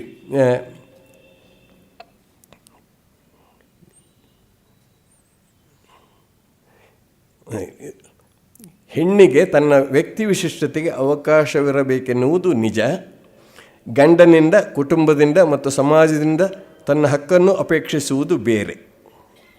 ತನ್ನ ಪಾಡಿಗೆ ತಾನು ಇಟ್ಕೋಬಹುದು, ಆದರೆ ಗಂಡನಿಂದ, ಸಮಾಜದಿಂದ, ಕುಟುಂಬದಿಂದ ಅದನ್ನು ಅಪೇಕ್ಷಿಸುವುದು ಬೇರೆ. ಇದರಿಂದ ತಪ್ಪಿಸಿಕೊಳ್ಳಲಿಕ್ಕೆ ಆಗದ ಘರ್ಷಣೆ ಮತ್ತು ವೇದನೆ ಟ್ಯಾಗೋರರ ಅನೇಕ ಕತೆ, ಕವಿತೆ, ನಾಟಕಗಳಲ್ಲಿದೆ. ಟ್ಯಾಗೋರರು ತಮ್ಮ ಜೀವನದುದ್ದಕ್ಕೂ ತಮ್ಮ ಸುತ್ತಲಿನ ಬದುಕನ್ನು ಹಸನುಗೊಳಿಸುವ ಅನೇಕ ಕಾರ್ಯಗಳಲ್ಲಿ ತೊಡಗಿದ್ದರು. ತಮ್ಮ ಸಾಹಿತ್ಯ ಕೃತಿಗಳಲ್ಲಿ ಅವರು ಬಿಡಿಸಿದ ಚಿತ್ರಗಳಲ್ಲಿ ಆತ್ಮಾಭಿವ್ಯಕ್ತಿಯಲ್ಲಿ, ಆತ್ಮಶೋಧನೆಯಲ್ಲಿ ತೊಡಗಿದ್ದರು.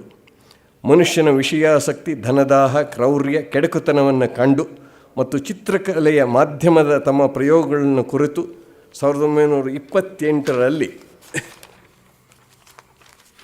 ಹೀಗೆ ಹೇಳಿದರು: ಈ ಚಿತ್ರಗಳಲ್ಲಿ ನಾನು ಎನ್ನುವುದರ ಆಚೆಗಿನ ಒಂದು ವ್ಯಕ್ತಿತ್ವ ಇದೆ, ಅದಕ್ಕೆ ನಾನು ಬದ್ಧನಾಗಿರಬೇಕು. ಉಳಿದವರು ಯಾವುದನ್ನು ಸಂತೋಷ ಅಂತ ಕರೀತಾರೋ ಅದನ್ನು ಬಿಟ್ಟು ಕೊಟ್ಟು ನನ್ನನ್ನು ತಪ್ಪಾಗಿ ತಿಳಿಯುವ, ಕೈ ಬಿಡುವ, ದ್ವೇಷಿಸುವ ಅಪಾಯಗಳನ್ನು ನಾನು ಎದುರಿಸಬೇಕು ಅಂತ ಹೇಳಿದರು. ಅವರಿಗೆ ಉತ್ತರವೇ ಇಲ್ಲದ ಅನೇಕ ಪ್ರಶ್ನೆಗಳಿದ್ದವು. ಅವುಗಳ ನಿರುತ್ತರದಲ್ಲಿ ಅನುಭವದ ಆಚೆಗಿನ ವ್ಯಾವಹಾರಿಕ ವಾಸ್ತವದ ಆಚೆಗಿನ ಒಂದು ರಹಸ್ಯವಿದೆ ಎಂದು ಅವರಿಗೆ ತಿಳಿದಿತ್ತು. ಅವರ ಅಂತ್ಯಕಾಲದಲ್ಲಿ ಬರೆದ ಒಂದು ಕವಿತೆಯಲ್ಲಿ ಹೀಗೆ ಹೇಳುತ್ತಾರೆ: ಅವನ ಜೀವನ, ಅಂದರೆ ಈ ಕವಿಯ ಟ್ಯಾಗೋರರ, ಅವನ ಜೀವನ ನಿರರ್ಥಕವೆಂದು ಜನ ಹೇಳುತ್ತಾರೆ. ಅವನದೇ ಬೆಳಕು ತೊಳೆದ, ಸ್ವಚ್ಛಗೊಳಿಸಿದ ಅವನ ಅಂತರಂಗದಲ್ಲಿ ಅವನು ಸತ್ಯವನ್ನು ಕಾಣುತ್ತಾನೆ. ಟ್ಯಾಗೋರರು ಕಾಣಲಿಕ್ಕೆ ಹೊರಟ ಅವರದೇ ಬೆಳಕು ತೊಳೆದ ಅವರ ಅಂತರಂಗದಲ್ಲಿ ಅವರು ಕಂಡ ಸತ್ಯವನ್ನು ನಾವು ಕಾಣುವುದಕ್ಕೆ ಟ್ಯಾಗೋರರ ಸಾಹಿತ್ಯ ನಮಗೆ ಪ್ರೇರಣೆಯನ್ನು ನೀಡುತ್ತದೆ. ನಮಸ್ಕಾರ.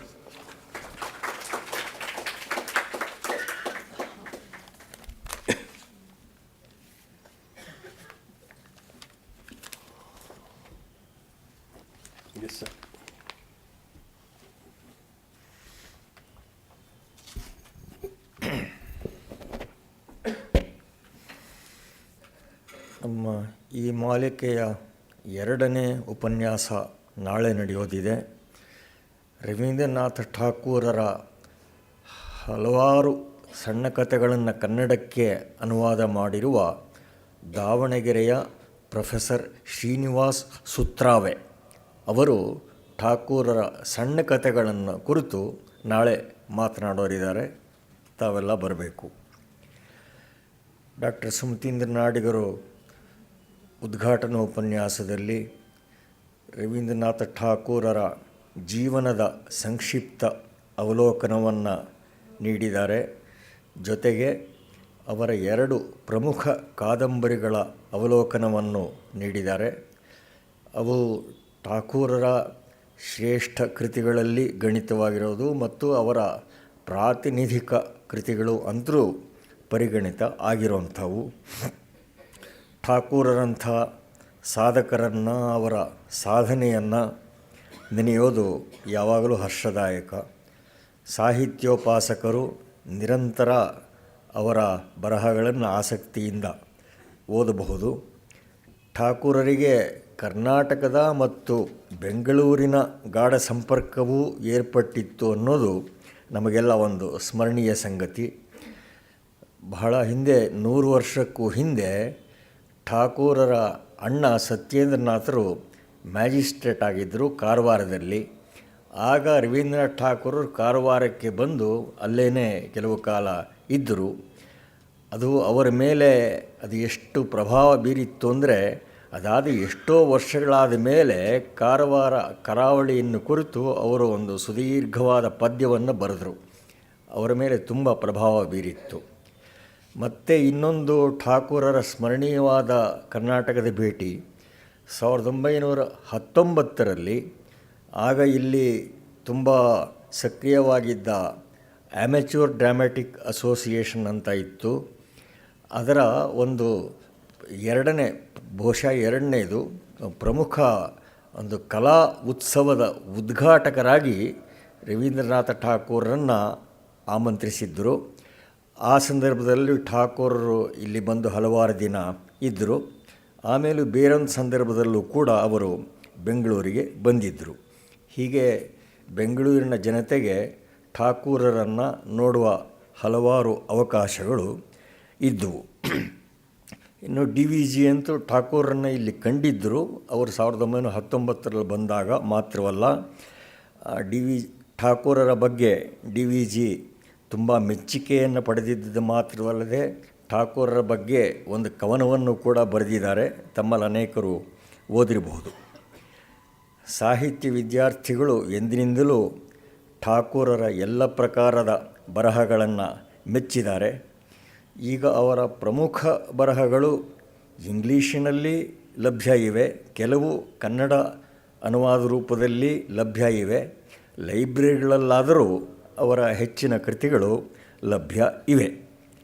ಅವನ್ನು ನಾವು ಓದಿದರೆ ಈಗಲೂ ಕೂಡ ತುಂಬ ಆಸ್ವಾದ್ಯ ಅಂತ ನಿಸ್ಸಂದೇಹವಾಗಿ ಅನಿಸುತ್ತವೆ. ಅವನ್ನು ಈ 150ನೇ ಜನ್ಮದಿನೋತ್ಸವ ವರ್ಷದ ನೆವದಲ್ಲಾದರೂ ಸಾಧ್ಯವಾದಷ್ಟು ನಾವೆಲ್ಲ ಓದಿ ಪ್ರಯೋಜನ ಪಡ್ಕೊಳ್ಳೋಣ ಅಂತ ಅರಿಕೆ ಮಾಡ್ತಾ, ತುಂಬ ಸಮರ್ಥವಾದ ಮಂಡನೆ ಮಾಡಿದ ಮಿತ್ರರಾದ ಡಾಕ್ಟರ್ ಸುಮತೀಂದ್ರ ನಾಡಿಗ ಅವರಿಗೆ ಗೋಖಲೆ ಸಂಸ್ಥೆಯ ಪರವಾಗಿ, ತಮ್ಮೆಲ್ಲರ ಪರವಾಗಿ ಕೃತಜ್ಞತೆಯನ್ನು ಸಲ್ಲಿಸ್ತಾ ಇದ್ದೇನೆ.